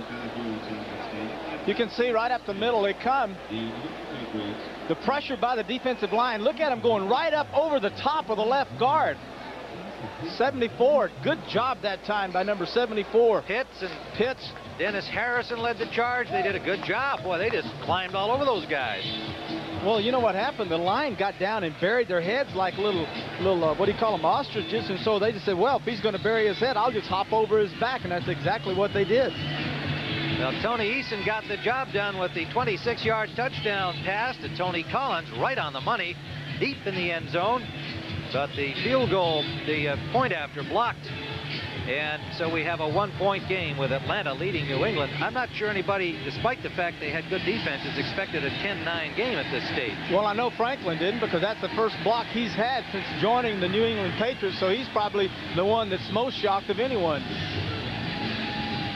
Tony Franklin leading the league with 75 points and was 24 of 24 on that point after. Now I guess that field goal attempt was a good call on my part, huh? It sure was. They just took advantage of it and went the distance, but come up a point short. Franklin will kick it off. 32 seconds left.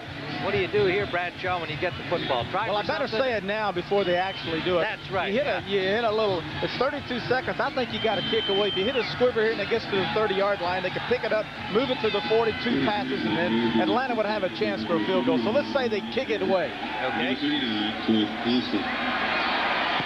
does.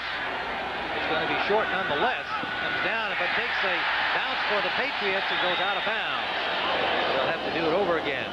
Cliff Austin, the deep man, watching that one slice out of bounds near the 10-yard line. I think the Pat's saying that a Falcon touched him. I don't believe so. Illegal procedure, a 5-yard penalty, a kickoff out of bounds. So they'll back it up, and Franklin, he's standing back there. He knows he's going to have to do it again. He's already got his tee up there at the 30-yard line. You know, he lost some weight. You know, he was having those problems kicking. He got his weight down to 172 pounds, back to his college days, and swinging that leg a lot better, a little lighter on your feet, makes a little lighter in your leg, and can really drive that ball down there. You know, he has a long of 47 yards this year, but he's missed recently 3 from 42, 45, and 47, and the little things that go on in these kickers. He noticed that he was lining up a little bit too deep, so he was kind of reaching for the ball with his kicking leg, so they corrected that, saw it in the films, and worked on it, and he says he's been booming them well in practice, hasn't had an opportunity for a long one since those misses. But on the season, he's 17 of 23, and a solid performer since coming from the Eagles. Not a big fan of Dick Vermeil's, and I don't mean as an analyst for CBS Sports. Tony was not exactly enamored of Coach Vermeil when Dick Vermeil was at Philadelphia. Happy here under Ray Berry. Another short kickoff, taken at the 20-yard line. Cliff Austin. Austin gets close to the 40-yard line, and we have 26 seconds to play. Now what do you do, quarterback? Well, you've got 26 seconds left. Time for three passes. You need to get the ball to about the 30-yard line now, and we understand Luckhorst has a bad back. He's had one field goal attempt blocked already. So I would look for them to try to move this football down, throwing passes, and try to get it inside the 30-yard line to set up a field goal attempt. Ball spotted at the 39-yard line. First down, Atlanta. Charlie Brown in motion. Got Stamps in the backfield. They swing it out to him on a screen. But out of bounds. Stamps held inbounds at the 48-yard line. Good defensive work by the Patriots, stripping the blocking in front of Stamps. Timeout called by the Falcons. They have one remaining with 14 seconds to play first half. When you're in the huddle and you have a screen pass called, as Atlanta did then, what you tell your back is, look, get as much as you can get, then get out of bounds. Save the precious seconds on that clock, and then get up. Go ahead, you have your second play call. You don't have to huddle again, and then get up and run another play, or line up again, call 2 more plays, and then attack them. But now you let it.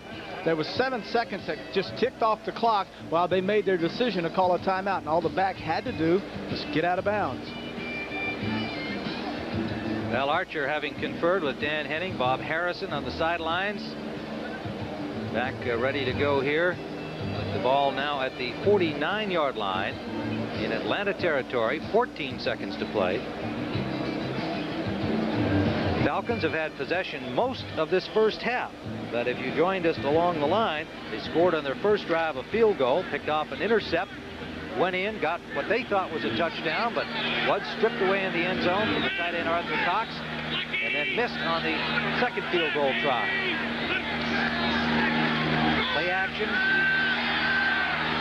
Deep sideline, incomplete. In and out of the hands of Charlie Brown. Brown knew he was right at the sideline. The ball was probably already out of bounds. You could see him trying to just keep himself in, and by doing so, he couldn't reach the ball. One of those double layer passes where you bring a receiver underneath to hold the corner, and then take a receiver like Brown and run him out beyond that corner and in between the safety, then try to drop the ball in. Wasn't quite enough room that time for Archer to get it to Brown. Also, if you join us along the way, Andre Tippett left with a knee injury. We're awaiting a more full report. They were taking x-rays. We've heard nothing more since that time, but the big man of the Pats defense out of the game. At the left side for Stamps, blockers in front, and Stamps can turn it loose, and he does. Bounces off one tackler, but again in the middle of the field, and time expires. So we'll go to the locker rooms at halftime here at Sullivan Stadium. Ray Berry and Dan Henning, the coaches, with a 1-point margin. And it is the Atlanta Falcons having that 10-9 lead with the blocked point after, the difference in the game. And Ray Berry with some question marks for the officials, referee Gene Barth. And at halftime at Sullivan Stadium, the score stands Atlanta 10, New England 9.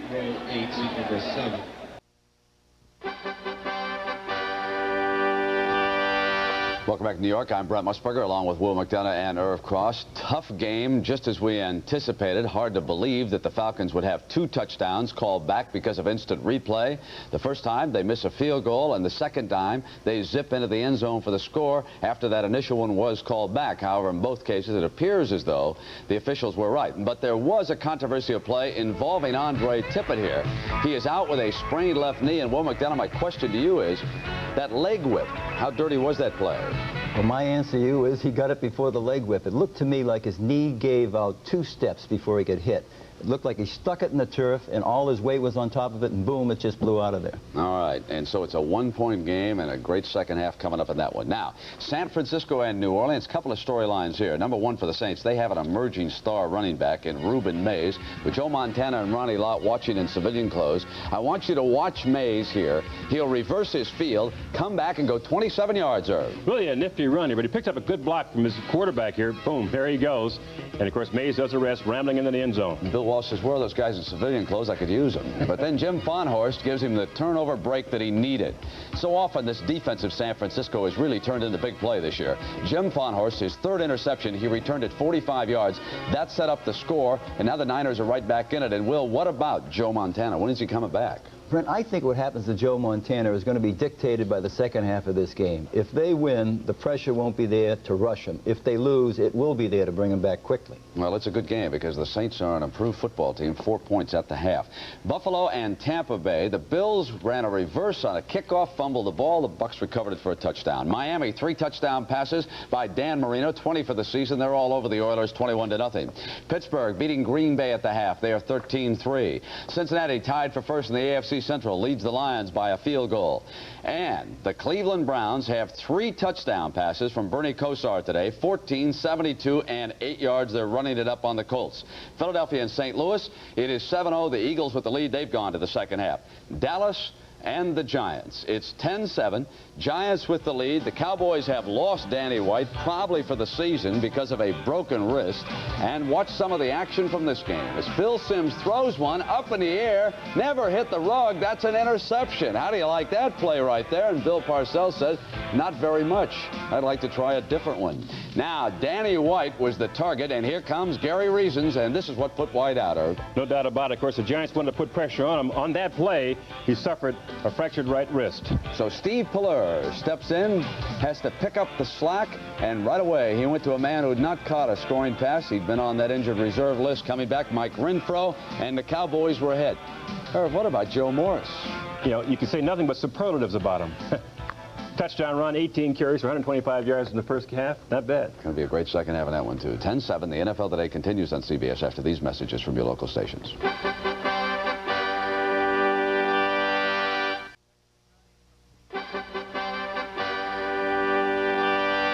At halftime to reflect on the Los Angeles Rams. Again, they are on their way to another winning season, and once again they are doing it the hard way without a star quarterback.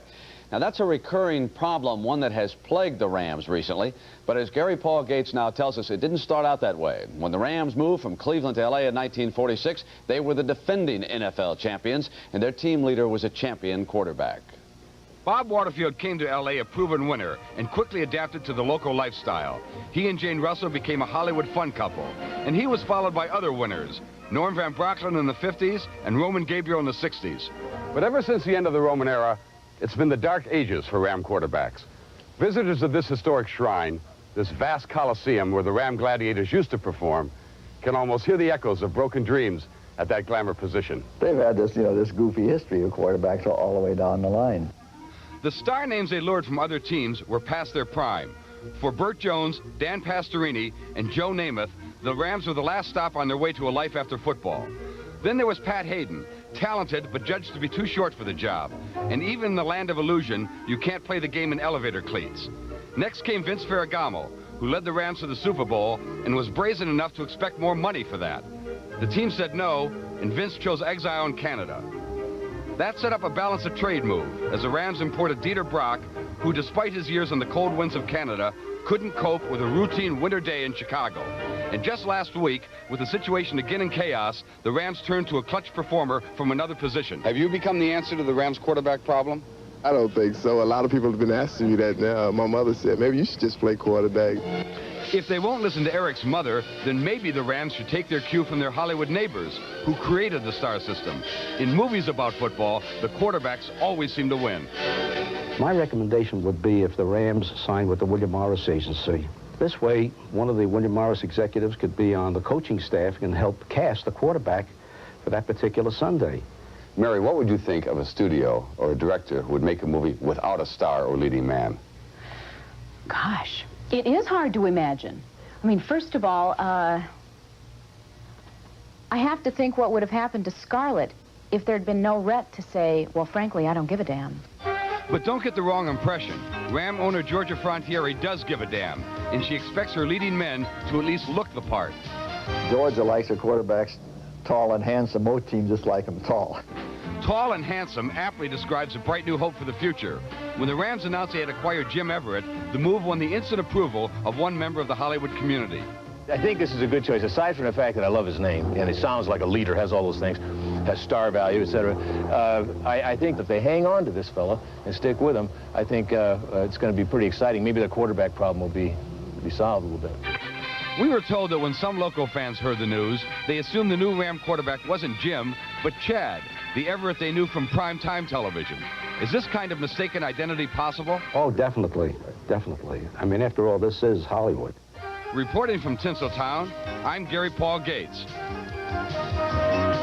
Hey, Will, can you imagine anybody in Chicago asking a press agent about the Bear quarterback? When is Everett going to play for the Rams? Well, it's Hollywood, you know. In show business, everything is timing, and it's not his time yet. He's not ready to play. All right, let's send you back to the stadium now in the game you're enjoying on CBS.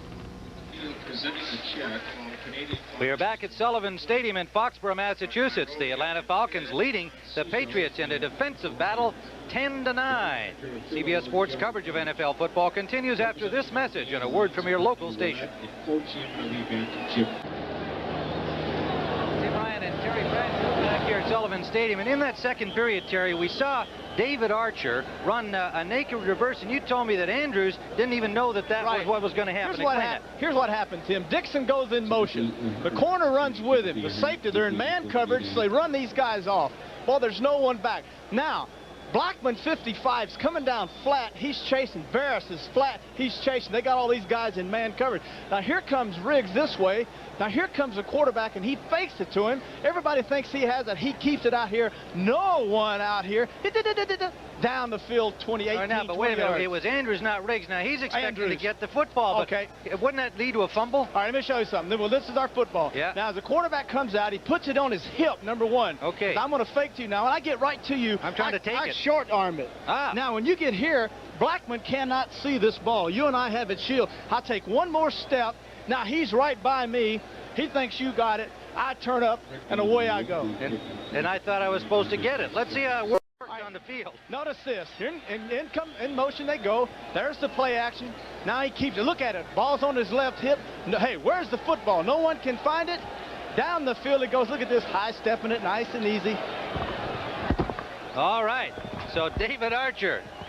That led to what turned out to be a blocked field goal attempt, and we have a 1-point margin, and it'll be Donnelly again for the injured Nick Luckers, kicking it off for Atlanta. New England will defend to our right. Taken at the 5-yard line, Stephen Starring. And, what a hit on Starring at the 13-yard line.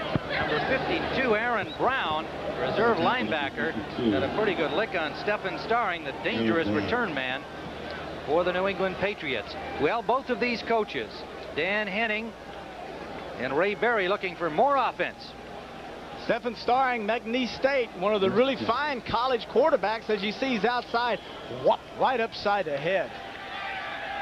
Good stick. Aaron Brown. Okay, first down from the 18-yard line. Stopping Starring behind the 20 is something most teams have not been able to do this season. Tony Eason, the quarterback, will throw on first down. Complete for a first down to Irving Fryer. To the 42-yard line, the dangerous and speedy Irving Fryer. Robert Moore made the tackle there. 24 yards on the play. You have to respect Fryer's speed, Tim, and Moore had him man for man, played off of him 15 yards. Very easy for Fryer just to drive more deep, got his hips to turn. The minute he saw his hips turn, he broke it down. Eason got the football to him. Fryer's had 3 passes in recent games that would have been touchdowns if he had held on. He dropped them, and Fryer says, you know, they were so easy, they were hard. Well, he worked awful hard in practice, 200 balls a day, Wednesday and Thursday, and he hasn't dropped one yet. Stanley Morgan. He's been the consistent receiver for the Pats all season long. Joel Williams stops him, but not before a gain of 8. Keep in mind, Coach Raymond Berry said the thing we want to establish is a running game. We want balance between our passing and running. What are they doing in the second half? They're saying, hey, we can't run the football. Let's throw it. Guys are wide open. They're executing extremely well. Second down and 2. They've got 2 tight ends in now. The rookie Greg Beatty running Hawthorne.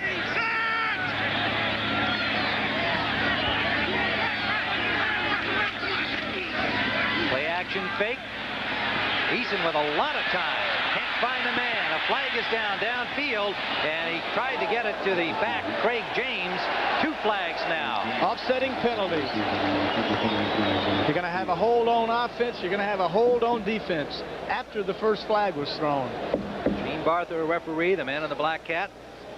See, actually, the first flag was thrown on the offense. The second one on the defense. We have multiple holding fouls against the defense. Number 50 and 51, a 5-yard penalty, and a first down. Well, good call, Terry. They've got a holding call. The first flag wasn't on New England. It was on Buddy Curry, 50. He's on Craig James. Now, James is coming across the middle. He got a little hook on him there. Got a little hook, but a very little hook. Now, that's the second flag that was thrown right there. So it is A first down at the 45-yard line of Atlanta. Bobby Curry, the leading tackler of the Falcons, with 70 coming into the game. Craig James running hard, had a good hole behind his center Brock and the right guard Wooten, and he blasts down to the 36-yard line of Atlanta. It'll leave a yard to go for a first down. Mike Gann ranged back from defensive end, number 76, to make the tackle. 10-9. Atlanta on top. The Falcons at 5-2-1. Their tie against the 49ers, leaving them tied with San Francisco coming into the action, a half game behind the Rams. The Patriots at 5-3, trailing first place Jets, who are 7-1 in the AFC East. Eason has the first down. Boy, not by much. Flags down. Eason just got to the marker as he scrambled and then ran into some traffic.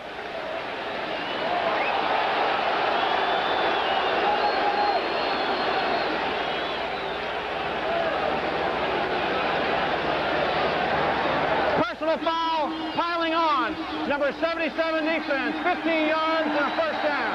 That's Rick Ryan. 2 costly penalties against Atlanta, pushing the Patriots downfield. Well, let's see what happened. You're going to see Eason dropping back, trying to throw the football. He's going to find no one open. Now, Brian, 77, in the right of your screen, who now has disappeared, is chasing in hot pursuit. Eason says, well, I'll get out. I'll get the first down. I've got it. Now he goes down. Now there comes Brian in behind him. If that had been a running back, probably wouldn't have been a flag thrown, but he's a quarterback, and these refs are going to protect the quarterbacks. Well, he had kind of dove into his tucked position there and took the extra shot. First down at the 20-yard line. New England on the move thanks to the penalties. Craig James getting the ball more often here in this opening series of the second half. Pitts and Curry on the stop, but Craig James, the 3-year man from SMU, picks up 4 yards, leaving 2nd and 6. He had been given the one-man job under Ron Meyer, the former Patriots coach, and now joined by Tony Collins in the pro set offense favored by Ray Berry. Robert Weathers out with an ankle injury today, so all of the work so far by Collins and James. We have not seen Tatuku carry the ball. He's the only other available offensive back. Play action. Eason out, and it was intended, I believe, for James, but Hawthorne reached in front thinking that maybe he should catch the ball, and they wound up blowing the play. Play action flow to the strong side that time, and Eason looked like a delayed screen type of action that was set up or designed for the tight end. Top right of your screen, see James 32. Now there's Hawthorne 27. Now Hawthorne's outside. This is a screen setup in which Hawthorne actually messed up. He should have released and gone downfield, and that ball should have been caught by James. So it leaves 3rd down and 6. They need to get to the 10-yard line for a first down. So an early big play here in the second half. Pressure on Eason, just throws it away. He saw that blitz coming, unloaded to the corner, nobody there to catch it, and it brings up 4th down. Sometimes you can say brilliant when a player makes a great play or a great pass. That's a great play. This time Eason, this is a great play. Costello coming in 56. Eason knows he's going to get nailed. He unloads the football to avoid a sack. 15, 18-yard sack would have taken him out of field goal range. So Tony Franklin comes in, and he is marking with his foot at the 23-yard line. It'll be a 33-yard try for Franklin. 17 of 23 in the field goal department. Got a point after block in the first half, but connects from 33 yards away. And the New England Patriots have taken the lead. We are early in the second half at Sullivan Stadium. And the score is now 12-13 to 9 for Atlanta. Well, you've heard the old adage, don't believe everything you read. What indeed the score is, New England 12, Atlanta 10. As we had started to say, the Patriots taking the lead for the first time in the game today on the field goal from 33 yards out by Tony Franklin. And the the wave is underway as the fans appreciating the fact their squad is finally in front. 11:15 to go, third quarter. Franklin's kickoff taken at the 14-yard line by Cliff Austin. And he gets out to the 30 for the Falcons. Austin playing with a sore foot. Has been used primarily on kickoff return duty. Ed Reynolds made the tackle.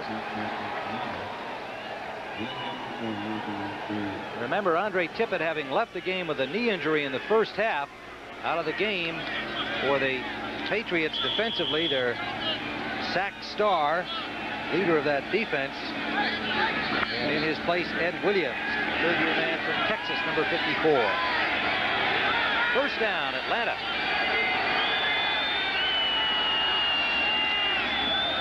Play action on first down. Archer, and it's knocked down at the line of scrimmage.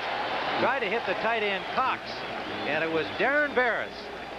Darren Barris getting a hand on it, big number 60. Second and 10. David Archer getting the call from the sideline. Bob Harrison signals him in.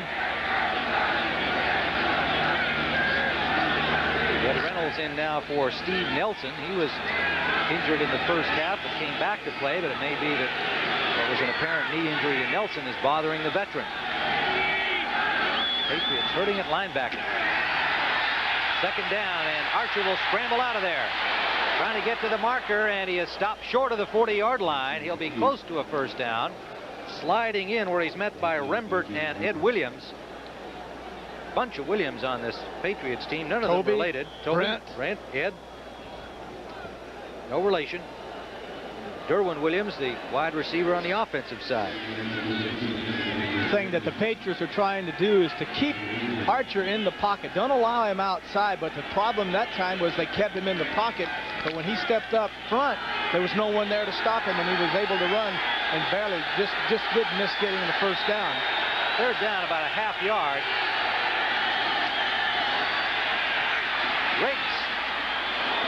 Riggs a tackler into New England territory at the 47-yard line. Fred Marion got the free ride on the back of the powerful Gerald Riggs. You can see Marion shaking his head.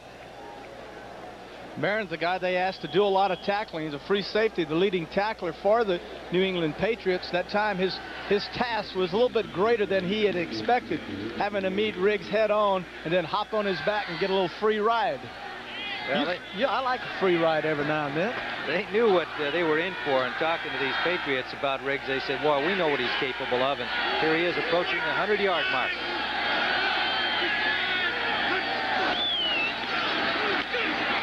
And this time, William Andrews gets about 5, spinning off the left guard John Scully, behind center Wayne Radloff. How would you like to one time hand the ball to Riggs, an all-pro running back, one of the great running backs in the National Football League, spell him for a minute, and then bring in William Andrews, the young man who he replaced when Andrews went down with a knee operation. In comes that William, and he looks to me like he's as healthy as ever as he drives up inside for 3-4 yards. It'll be second down and 7. Andrews stays in as the setback.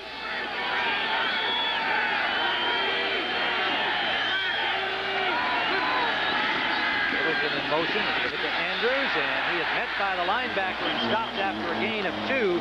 It was Ed Williams, number 54, doing his job the way it's written up on the blackboard.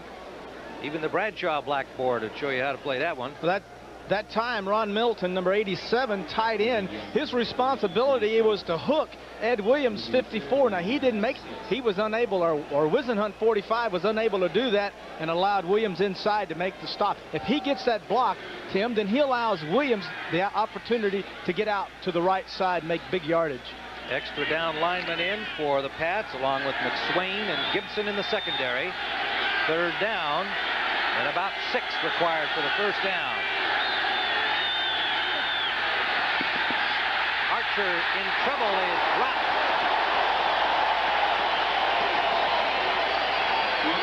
Kobe Williams, nose tackle.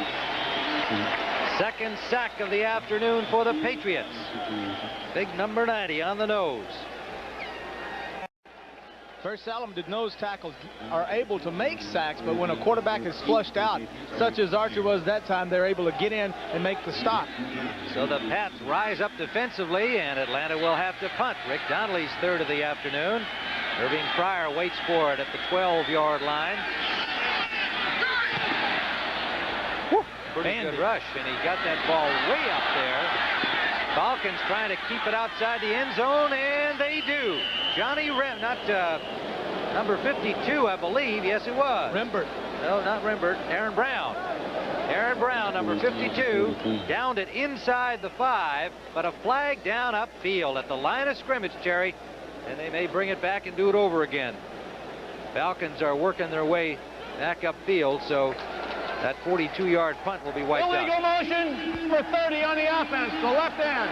5-yard penalty will re-kick. David Crudup got downfield too soon.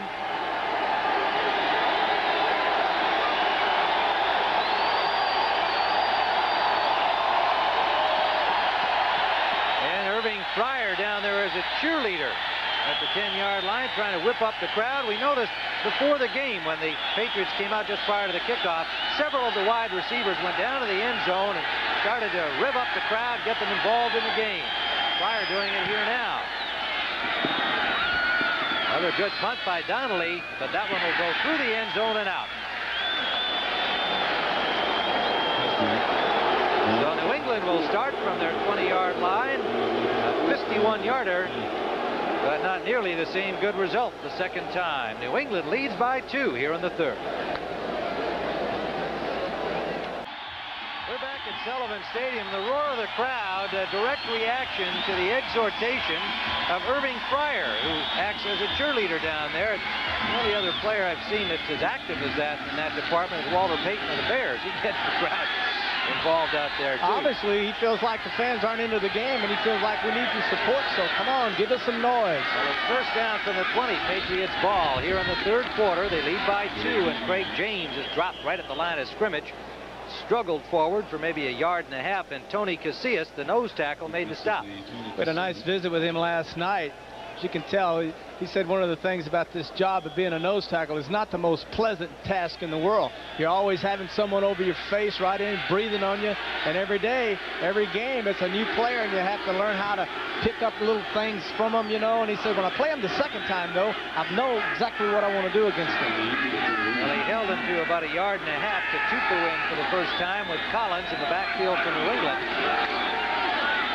Wants to throw, and it is Hawthorne holding on for a first down out to the 39-yard line. Greg Hawthorne caught the ball in traffic and held on. So the Patriots get quickly upfield with that gain. 38-yard line after a 17-yard pickup. Yeah, Casillas says playing nose tackle, he says kind of a doggy position. He said that is just, you know, not a place you want to be. I said, well, what do you mean by that? He said, well, I feel like a fire hydrant a lot of the time. 2 or 3 guys on him on every play. You're going to see it again. He doesn't like, one of the things he does, look at him holding. This Brock is holding him. The old veteran is holding. One of the things he didn't like was the fact that he didn't get the sack. He wants to get more involved in sacks. All right, it is first down and out to Hawthorne again. And Hawthorne another first down inside Atlanta territory at the 49, forced out by Reggie Wilkes there. So 2 in a row for Greg Hawthorne and a 12-yard pickup. Raymond Berry said, you know, we really should be going more and more to Hawthorne. He said, our game is designed to get it to the wide receivers. That's the way I believe it should go, and we've got guys like Morgan and Fryer and Starring and Williams and Cedric Jones, but he said, we've got to get the ball more to Greg Hawthorne. We know he can catch it. Here we're seeing it. Second half. Pats up by 2. Play action, deep drop by Eason. Off to Tupu. And Mosi to Tupu with a good piece of running after he caught the ball. Gains about 5.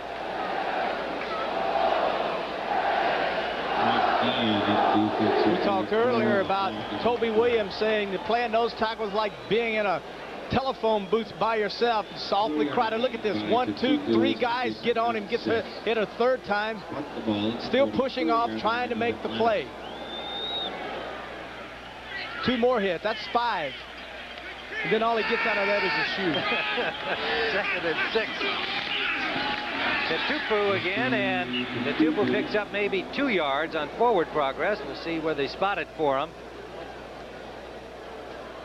Curry and Wilkes that time on the tackle. Could be a young man, Tony Casillas, as we go to him again. Maybe the young man that's Defensive Player of the Year in his rookie year. Double teamed once again. There's the hit up inside. Guard, center, both on him. He spins off and gets in and makes a piece of the tackle. Great attitude this young man has. He got poked in the eye last week against the Rams, and the Rams started to run the ball much more effectively once he was out of there. A new position from what he played in college, and willing to do it for Marion Campbell. 3rd down. About 5. Eason, and almost picked off. Again, the rush. And Eason not getting everything on the ball. Into traffic down there, it was Scott Case with a chance to come up with the intercept. Mike Gann, 76, defensive left end, did a good job that time of getting in, putting the pressure, forcing Eason to unload the football before he wanted to. There's Gann. A pretty good defensive line with Casillas, Gann, and Bryan, and then Pitts, of course, backing them up when they go to their 4-down linemen. Rich Camarillo averaging almost 40 yards a punt on 3 tries this afternoon. He's standing at his 43-yard line. A 2-point game with 4:13 to go, 3rd quarter. Short punt by Camarillo. It's a Patriots bounce, and now back upfield right about the 15-yard line. It'll be down there, so it turns out all right for Rich Camarillo. And the Falcons will start with the ball at their 16-yard line, trailing by 2 here in the 3rd quarter. A gray day in this part of New England. We are at Sullivan Stadium, where the New England Patriots lead Atlanta 12-10 in the 3rd quarter, and a tough defensive battle in the first half, ending with Atlanta leading by a point, 10-9, but Tony Franklin's 33-yard field goal early in the 3rd quarter has the Patriots on top for the first time today. First down, Atlanta at their own 16-yard line following the Camarillo punt. Gerald Riggs, flag down to the 25-yard line, stopped short of the first down by Marion and Ed Reynolds, number 95, reserve linebacker. And the holding call from Gene Barr signaled against the Falcons. And again, the story of the Pats' defensive injuries today. Andre Tippett going out. Steve Nelson playing hurt, has been in and out of the lineup. Lawrence McGrew couldn't start today because of a knee injury. Offense number 61 holding will repeat the down after a 10-yard penalty. John Scully, number 61, the left guard, does not agree with the call, naturally. Well, after that personal foul against the Steve Moore earlier, you notice that Scully just gave him a little lip service, kind of real quiet-like. So it will be first down and 17 as they mark it half the distance.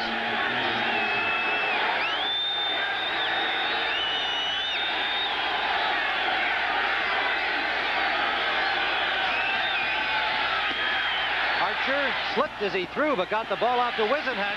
And Whisenhunt is pulled down at about the 14-yard line. Ed Williams on the tackle, number 54.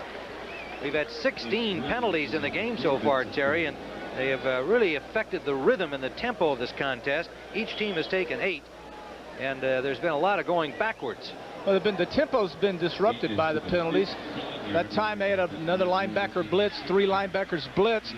Fullback stepped up, picked him up, and then Archer slipped as he threw the football to Whisenhunt. Whisenhunt with his blitz control, and he did a good job of catching it and getting 4 of the yards back. 2nd and 11, Atlanta. Lloyd Dixon in motion. Gerald Riggs on the short side. Traffic.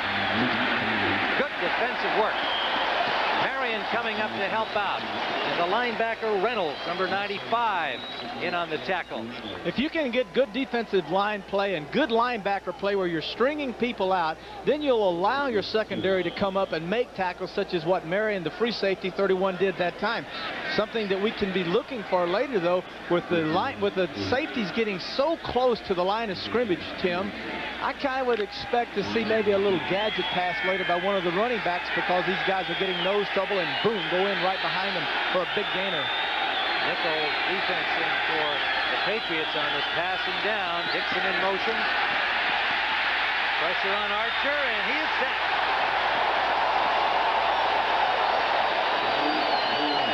Garen Barris, third sack of the afternoon for the Pats. He's got 2 of them. You're going to see Barris 60 left in. You're going to see Blackman 55 coming up from the outside.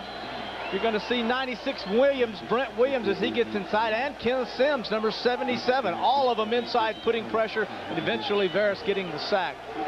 7-yard loss to the 10-yard line. Again, watching Glenn Howe, however, did a pretty good job blocking, and he was the kind of question mark at right tackle for Atlanta today. From the end zone, Donnelly. Dandy. Backs up Pryor to the 41. Pryor, dangerous. He'll score. No flag.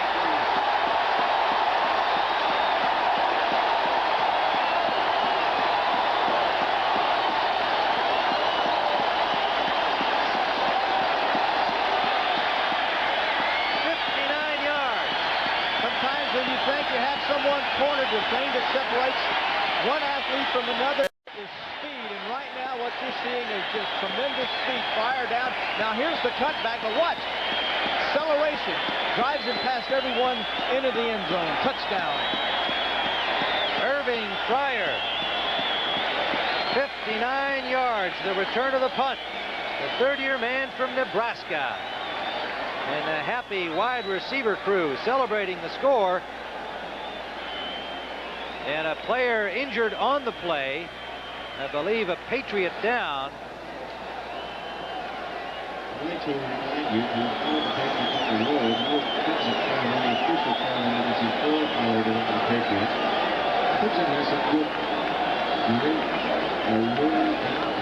Well, they attend to the injured Patriot. We've been unable to identify him so far. We'll see that play again. Fryer, one of the great athletes in America, coming out of Nebraska, #1 draft choice of the Patriots. Now he does a good job of splitting the defense, the punt coverage team. Now he just dodges one guy, now just turns his speed on this. He just outruns his blockers and everyone else, and high steps it into the end zone, spikes a ball, does a little dance, finger points to his wife and his baby in the end zone. There's the spike. Now there's the dances coming up later. It's a little version of a dance, I might add. You can't do a lot of dancing in the end zone anymore. Well, Fryer had been out there pimping up the fans, doing his cheerleading routine, and the injured player is Ernest Gibson. Nickelback in the defense and a member of the specials teams from Furman, a third-year man, law student. Ernest, and looks like a leg injury to Ernest Gibson. So the Patriots have had some people banged up today. Now Franklin will come in to attempt the point after to widen the Patriots' lead. He had one blocked earlier after being perfect on the season. And he gets this one. So the New England fans like these developments with 1:24 to play third quarter. The Patriots lead at 19-10. All right, there's the touchdown. Here's boogity, boogity, boogity. Yes, da-da-da-da-da-da. Yeah, back behind you, hand slap, high five, low five, U5. We're gone. Tim Ryan with Terry Bradshaw at Sullivan Stadium, where you can see the rains have come. Ray Berry has pulled up the hood, but he's feeling a little more comfortable with things. And the sellout crowd here at Sullivan Stadium enjoying the electrifying punt return by Irving Pryor. Irving Pryor said just this last week, "I've lost confidence in myself." That referred to dropping a few passes that could have been scores. He's got to be feeling real confident right now. Short kickoff comes down at the 22-yard line. And it's Cliff Austin getting over the 25. And Atlanta will start from there, down by 9, time winding down here in the third period. Remember, next week, the NFL Today begins a full afternoon of NFL action on CBS. Some of you will see the Chicago Bears against the Tampa Bay Buccaneers. We saw the Bucs well out in front of their game earlier today. And some of you will see the Rams against the Saints, and Atlanta fans most interested in that battle. The New York Giants and the Philadelphia Eagles are doubleheader game, another key matchup in the NFC East. You will not see the doubleheader game in Atlanta. First down, Falcons. Play action, fake to Riggs. Archer deep. Incomplete, intended for Charlie Brown. Back on the coverage, Raymond Claiborne, number 26. Lippett on the other corner has 5 interceptions, and yet Atlanta felt that they could probably do some business over there. Claiborne, well, he has not got that number of interceptions, really hasn't been so busy, and I guess that means, Terry, that his coverage has been outstanding. Well, talking to Lippett and asking him about his interceptions, he said the main reason I've had them is because so many people are throwing on me out of respect for Claiborne on the other side. So therefore, I've had more opportunities. Claiborne hasn't. Today, they're throwing on Claiborne. 2nd and 10. 1:07 to go third quarter. Archer gets some time, has his man. First down at the 40-yard line. And it is Charlie Brown. You know what I've noticed today, which should not be a surprise with the quality of the receivers on these teams, we have seen darn few dropped passes. I mean, clean drops where the ball arrived and went in and out of the hands of a player who should have caught the ball. Well, that's true. And the couple of passes we had seen dropped were one by tight end Greg Hawthorne and by James, a fullback on a screen. Other than that, the wide receivers have not dropped any. Boy, they've been just superior, both sides. First down at the 41-yard line of the Falcons. Riggs is hit behind the line. Somebody came free, Rembert, the linebacker, in there for Lawrence McGrew, and Rembert got him as he got the ball. One of the things an offensive lineman has to do when he is pulling is that if the linebacker comes his side, as you see, Rembert 52 is over Scully. Now, when Scully pulls, what he has to do is see that guy coming and make a stay call and stay right there. Otherwise, you're going to get your guys sacked, and that's what happened. At the end of the third quarter with the score, the New England Patriots 19, the Atlanta Falcons 10. We now pause for a word from your local station. 100 years.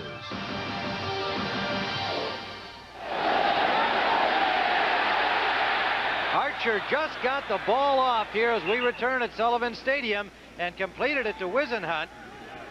It'll be a gain of about 6 yards. They were 2nd and 17 after that loss with the play by Rembert on the running back Riggs. One of the things that we probably should mention, there is a drizzle that the fans probably are having a hard time seeing, Tim, and it works to the benefit of the offensive team because these guys, the receivers, know where they're going. Defensive backs have to be a little careful because of the footing.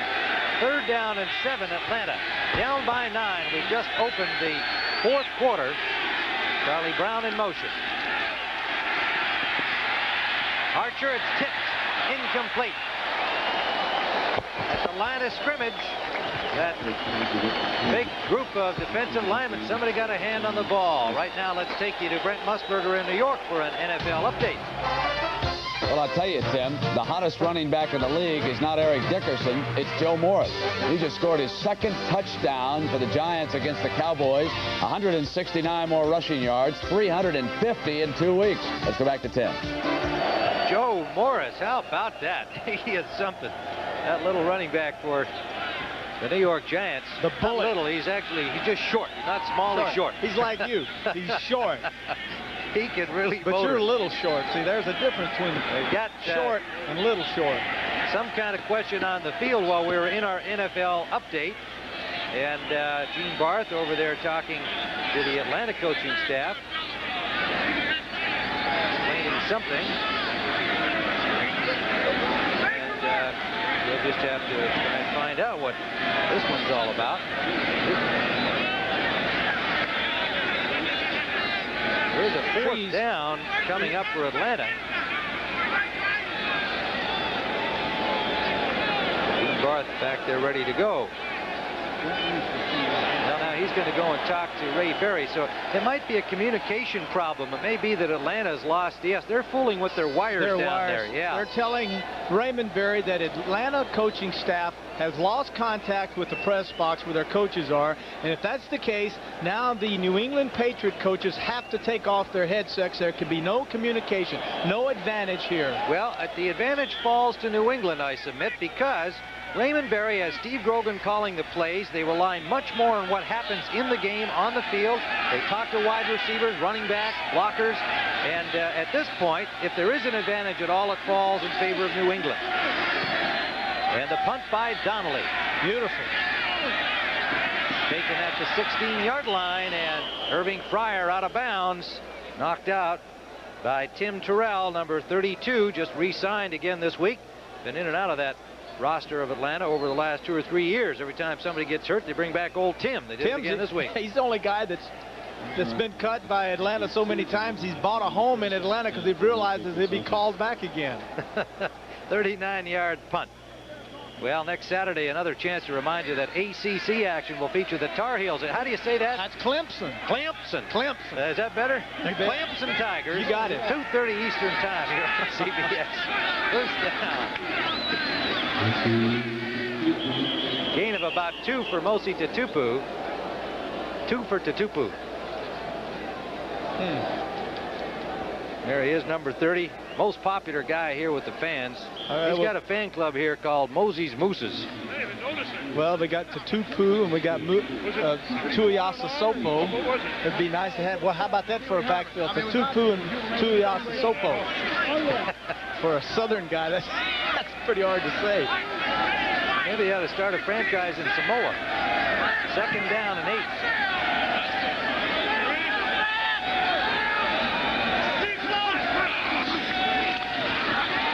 Has some time, and it is incomplete. What a hit on Hawthorne.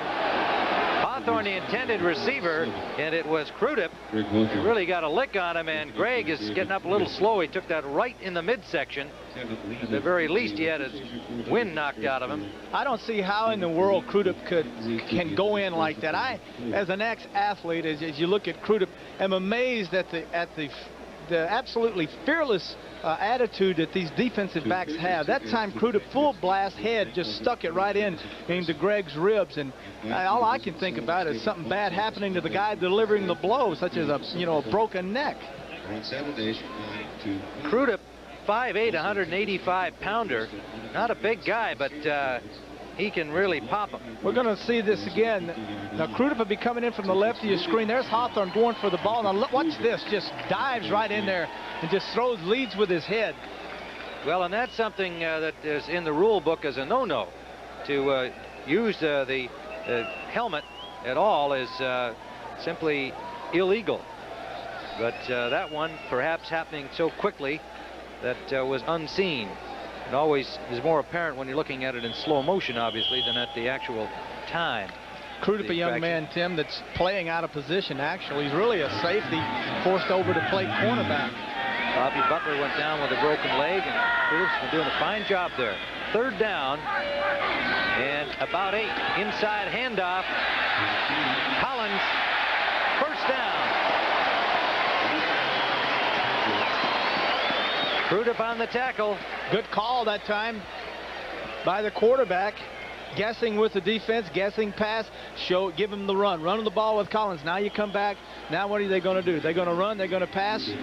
Let's see what Grogan decides to do. Grogan with the clipboard and the hat on. That's Ramsey, the other quarterback. He signals in the plays. And I see he's got the headset back on, so they may have put communications back together. 1st down.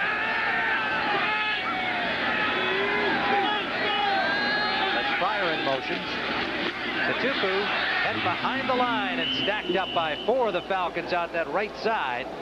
Joel Williams, 54, the right outside linebacker, knocked off the block, got outside. Once again, we talked about linebackers avoiding the initial block and then forcing the runner back inside where all the motion is coming from.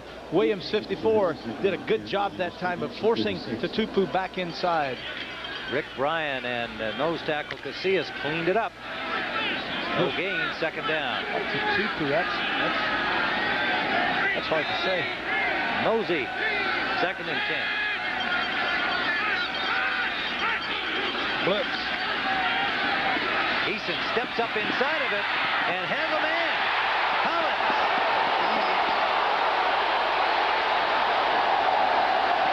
Out of bounds at the 14-yard line. What a job by Tony Eason.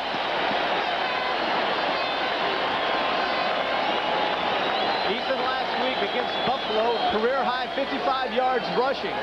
That tells you that the guy has ability. He can move, run with the football.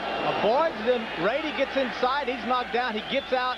Presence of mind. He finds Collins, and now it's just a foot race as Brett Clark, number 28, strong safety, comes up and finally knocks Collins out of bounds. Now you can get in and see what Eason had to face. Here you see Gann coming on the outside, Casillas up on the inside, Wilkes on the outside. Then he steps up, no one there. Beats it off. Great job by Tony Eason. And a first down at the 16-yard line. They marked the ball in Atlanta territory. Whoops, miscue there. Ran into Tupu, and it almost picked off. In and out of the hands of Reggie Wilkes as Eason, after a brilliant piece of improvisation on the previous play, kind of lost his cool on that one. One of the problems you have with play-action passes is that you can't see everyone on the field because you can't pre-read. You have your back turned to the coverage. As you can see, his back is turned to the coverage. He runs into whatever, and then he throws the ball right into 51 Reggie Wilkes. As I look at this, that's 5 interceptions that Eason should have today, and if Atlanta loses this football game, they can go directly to the fact that they've dropped so many interceptions. It is second and 10. Atlanta would really be in the driver's seat if the Patriots would be in the driver's seat if they can get in on this drive. They lead by 9. We're in the fourth quarter. Not much running room out there for Collins, and he's knocked out of bounds right near the line of scrimmage. Got maybe a yard at the most. And it was Buddy Curry and David Crudup taking him out.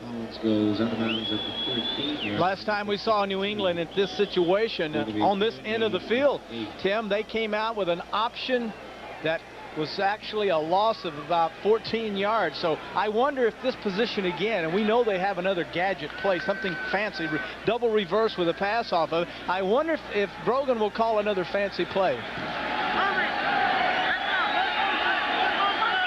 Well, they're in the shotgun formation. They need to get to the 6-yard line for a first down. It is third and about 8.5. Eason going for deep, and it is incomplete.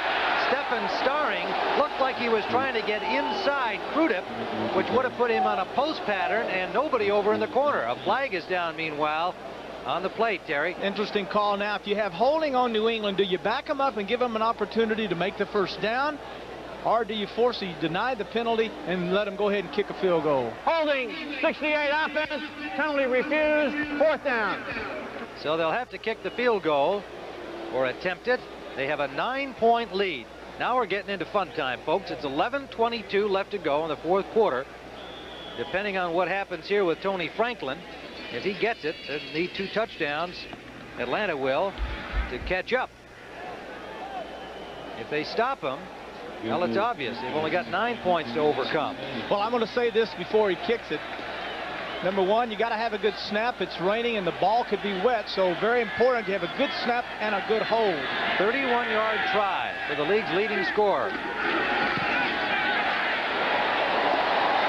And he's got it. Tony Franklin delivers from 31 yards away. Now the Atlanta Falcons are up against it on foreign soil here at Sullivan Stadium in New England. Patriots 52. There's Tony Franklin about to kick it off. He has widened the New England lead 22-10. But Tony is really most of all as a hockey fan. Boy, he talked my ear off at practice about hockey. He is a former Philadelphia resident, of course, but lives in San Antonio, Texas, but he follows that National Hockey League. And Franklin will kick it off. We have 11:18 to play as the Pats went 65 yards in 9 plays, used up 2:45 on the clock. Sylvester Stamps and Cliff Austin are the deep men. going to go out of bounds. So Franklin back upfield, kicks that tee back to the 30. Penalty. Well, next week here on CBS Sports, more excitement on the NFL, and a lot of you will be watching the Bears and the Bucs, the defending Super Bowl champions, against the Buccaneers, and the Bucs are leading Buffalo 34-21 today, and that means this guy and this guy, Young and Wilder, must be having a big game against the Bills. Jim McMahon, Mr. Excitement, whether he's on the field or off, and the incomparable Walter Payton. Just a few of the stars you'll be watching next week as the Bears meet the Bucs in an NFC Central matchup here on CBS Sports. And you can see, look at this one. That's a fun game. Two young quarterbacks, Tim. Kelly and Steve Young.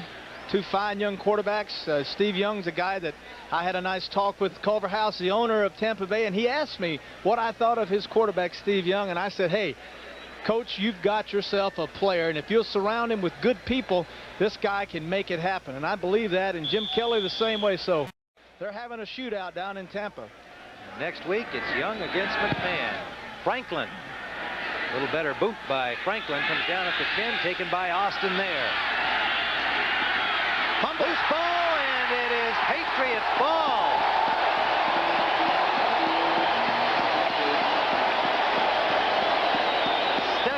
Starring with a nice piece of athletic skill, grabbed hold of that ball, didn't try to do anything more with it, keep possession. Well, at night when Raymond Berry first came here, they only recovered 8. New England, 8 out of 33 opponents' fumbles, and since he's been here, they've done 24 recoveries out of 35 fumbles, and this is why. They stripped the football, Austin drops it, and then finally recovered.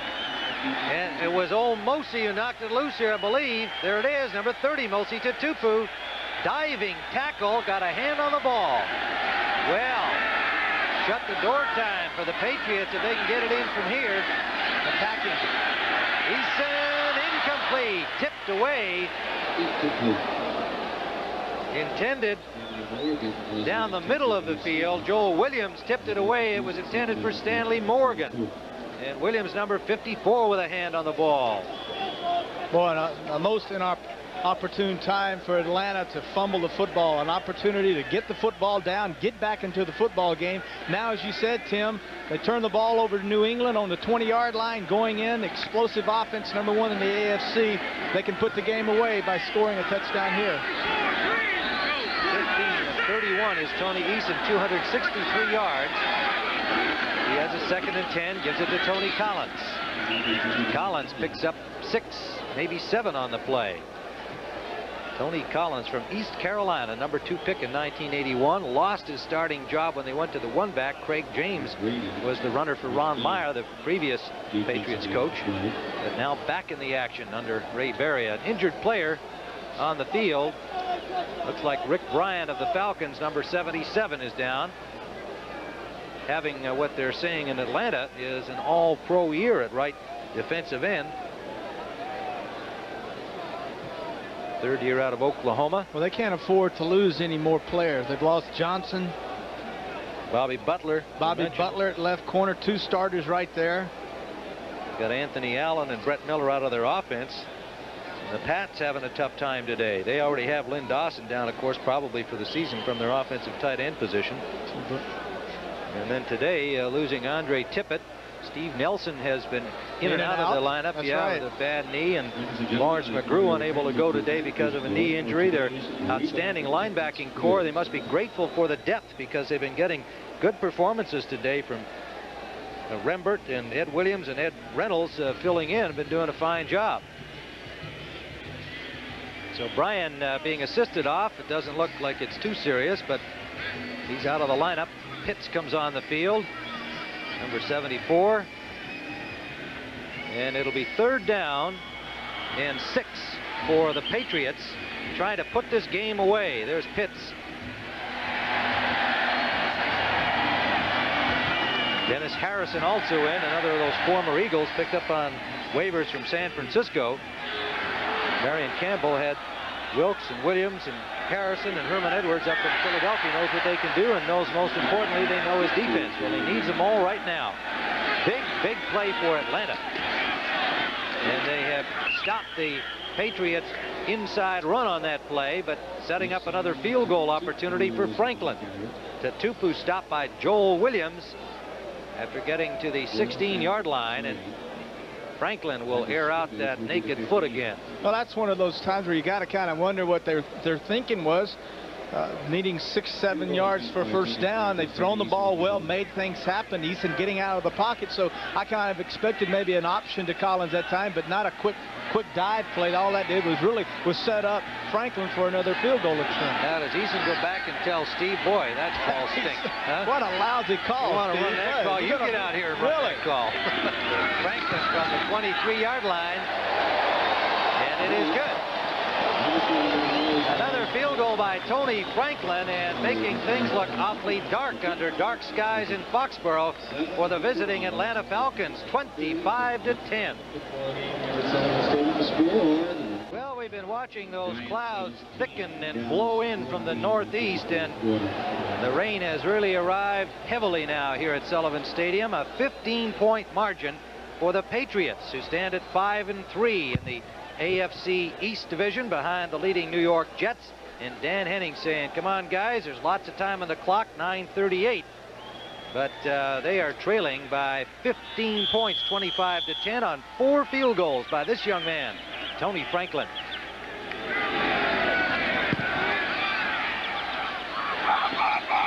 Kickoff comes down at the 12-yard line. William Andrews runs it straight ahead over the 30 to the 32.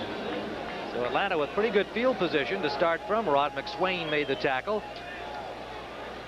But the Falcons have got to make something happen offensively, because here's what they've been doing. That will not get it done.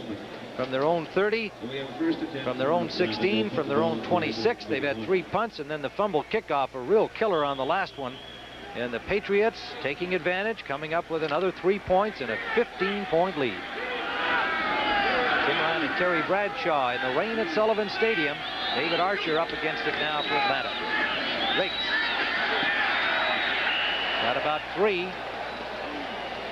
Now, do you want to throw on first down there, quarterback? Well, you have to. You're down. It's 9:17 left in the game, and you've got to get some points on the board.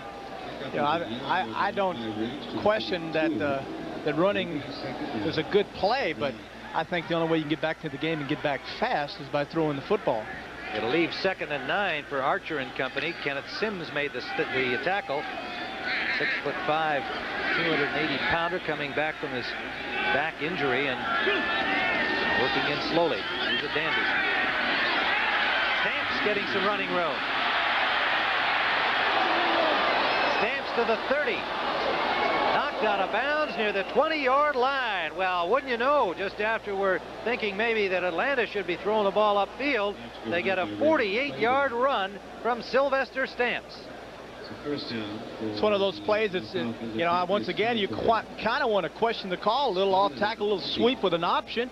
Stamps just gets outside, cuts back across the grain. There's another missed tackle. And then Marion falls down. And then Stamps picks up Joey's block downfield and then gets down there. And all of a sudden now Atlanta's fighting, trying to get in that end zone.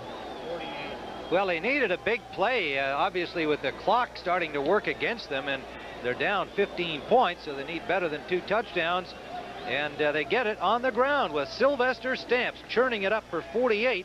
And I'm sure feeling he should have been in the end zone, but he's got them down there at the 20-yard line. An injured Patriot player is on the sideline, on the near sideline. We haven't been able to pick him up. There are so many huddled around him.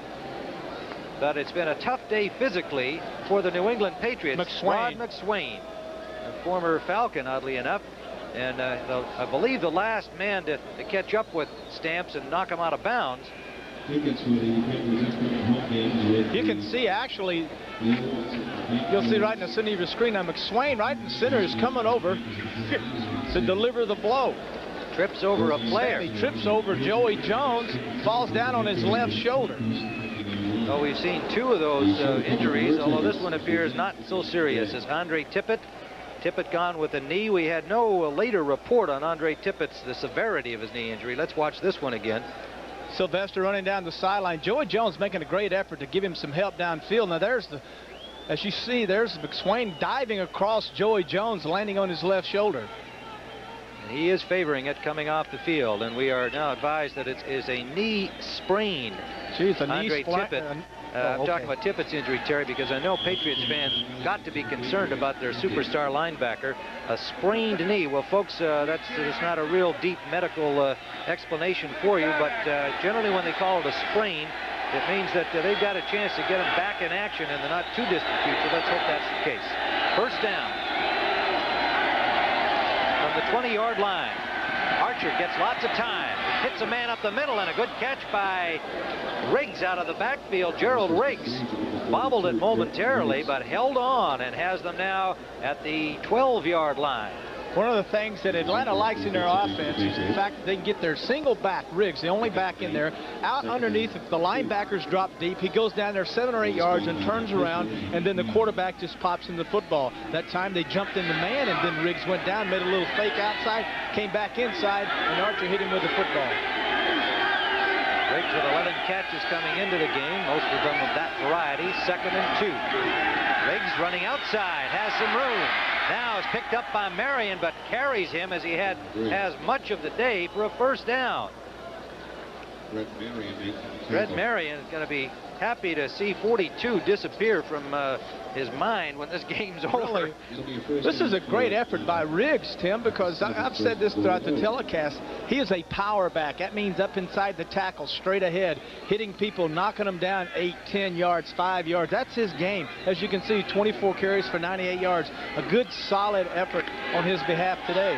Atlanta, 203 yards rushing. That's what they like to do, get him the ball. At least 20 carries, 25 a game. He'll usually get his 100. They play faked him this time. Archer trying to find an open man. Now he'll run. And Archer gets to the 5-yard line. Forced out by Ed Reynolds, the linebacker number 95. For McSwain, Rod McSwain, Tim, has just been reported that he's out, won't be back for the rest of the game, has a sprained left shoulder, a bruised left shoulder, so we won't be seeing him anymore today. Reynolds, number 95, the man who's having to fill the shoes of Tippett over there at the left outside linebacker. So much of our pregame discussion centering on those outside linebackers. Even Steve Nelson telling us, boy, I like to play in here. Age 35, I got those two guys outside. They can keep you in the league a little longer. And from Atlanta's point of view, saying they recognize what a factor Blackman and Tippett would be defensively. So credit to the subs. They're doing a good job. Bates. Superb defensive play. Ronnie Lepet coming up, and Rembert, the linebacker, right there to help him, but the little guy from the corner made the play. Ronnie Lepet. Lepet, left corner, 42, coming up, making a big tackle. This time on Riggs. As you're going to see, left side of your screen, folks. Look in motion, cuts back inside. Now, tight end's trying to get a block on Lippett, but no work. Lepet, I'm sorry. He told me the other day he did not like Lippett. I said Lippett and Tippett on the same side, and he corrected me real quickly and said it's Lepet. So it's Tippett. It's Tippett and Lepet. The only reason he really stressed it was because people kept making it sound like it wasn't spelled with an E. He just said, we're going to have to make it formally Lepet. Archer rolling out left. Lobs it up. It's caught at the goal line, but outside the goal line. Again, tough defense. They wouldn't let him in. Sims wrapped up Charlie Brown. And Brown had a bit of a physical mismatch against Sims, to say the least. A 280-pounder. Couldn't bull his way into the end zone. You can see Brown in the bottom of your screen. Archer's going to come to Brown's side, and Brown drives down inside. It's a little zone. Notice all the defensive backs just standing in the end zone. They're just standing there because it's zone, not man. Brown goes up, makes a tough catch, and then turns around and tries to lean and get the football into the end zone.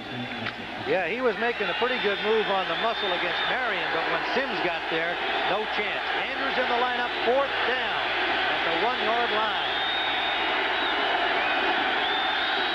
Riggs.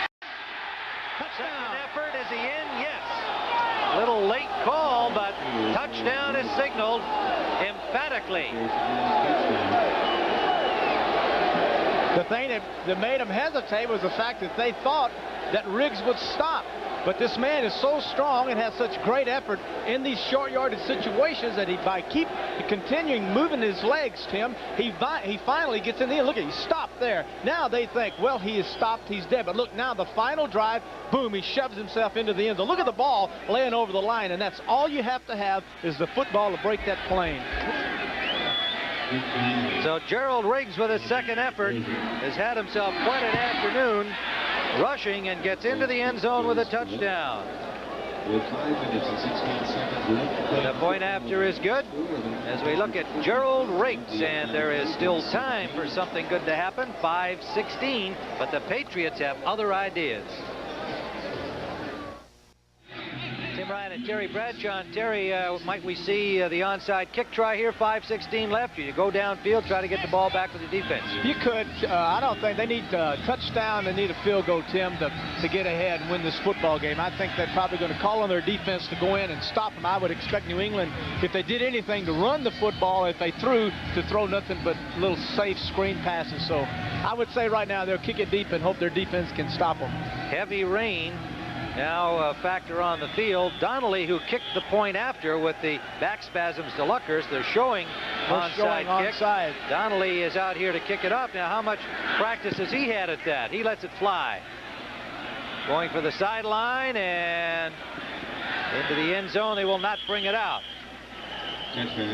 So it'll be first down from the 20-yard line. What a job this guy's done. Rick Donnelly having to kick off today with the injury to Mick Luckhurst in the warm-up, a back spasm. And meanwhile, in this Atlanta division, New Orleans with an upset over the 49ers. Well, that'll help Atlanta's cause. Yes, indeed. 49ers fall to 5-3-1. And New Orleans moves to 4-5 under Jim Mora, the new coach. Miami with a shutout of Houston. Pittsburgh's back, trailing both Cleveland and Cincinnati as they both win today. St. Louis leading Philadelphia, and Dallas losing to the Giants so far, 17-14. First down at the 20-yard line, and the Patriots want to keep the football. Tony Collins gets about a yard. So now the running game, which has been a problem in recent games for New England. Ray Berry acknowledging he'd like to have better balance. We heard Craig James say that they're not getting the pop from the offensive line, driving people back that they'd like to.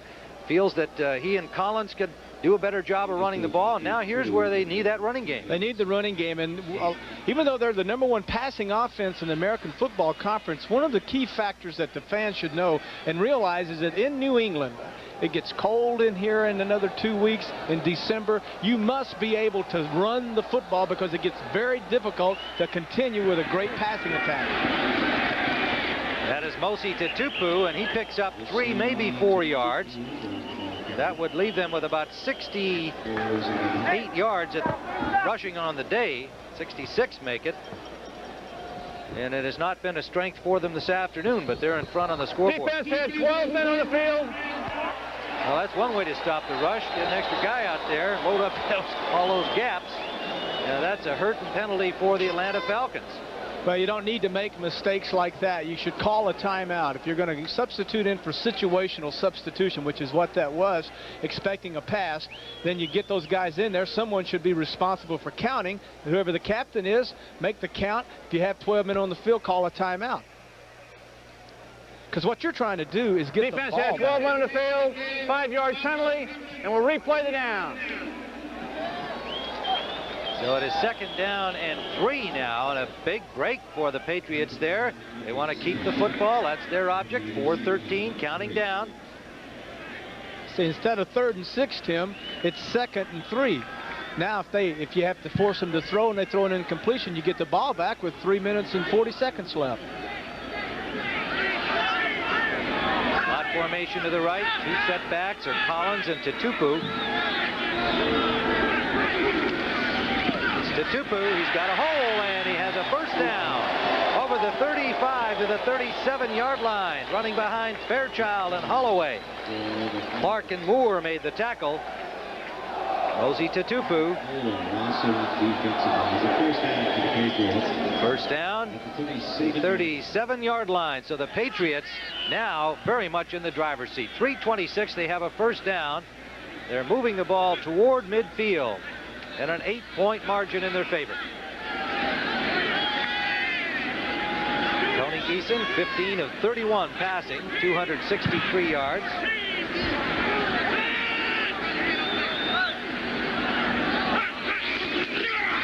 Tupu again battles his way for 3 yards to the 40-yard line of the Patriots. Patriots, if they can hang on, Atlanta takes a timeout. If the Patriots hold on to their victory, they would move up to 6-3. Jets standing atop at 7-1, playing at Seattle in a later game.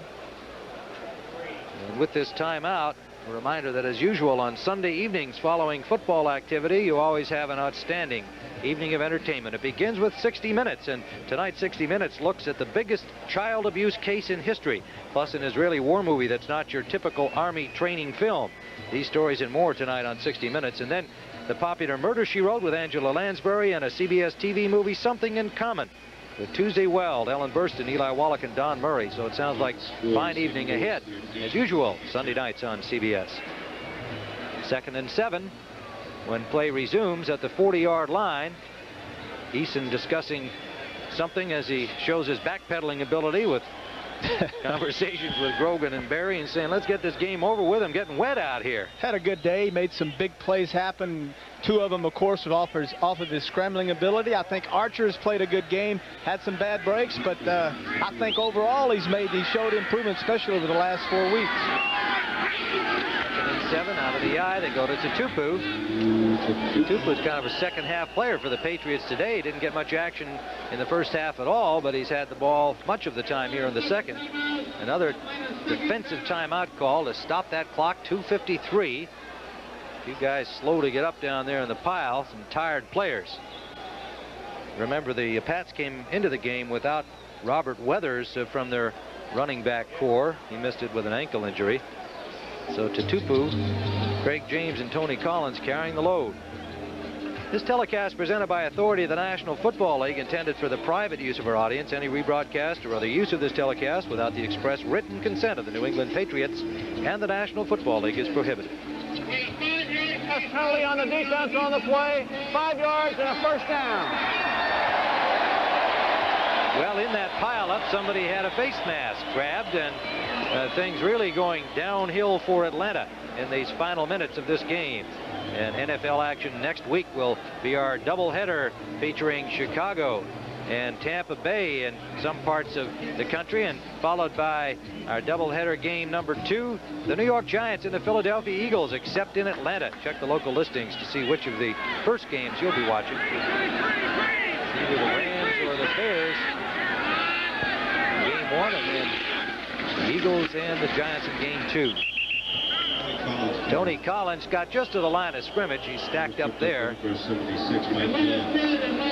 And then Atlanta calls the last timeout at 2:47. So what is happening here at Sullivan Stadium is that a lot of these people are leaving in the rain, and this is well known as the toughest place to get out of in the entire country in the NFL cities. So one thing with the timeouts and the rather slow pace at the finish here is that the traffic will subside somewhat.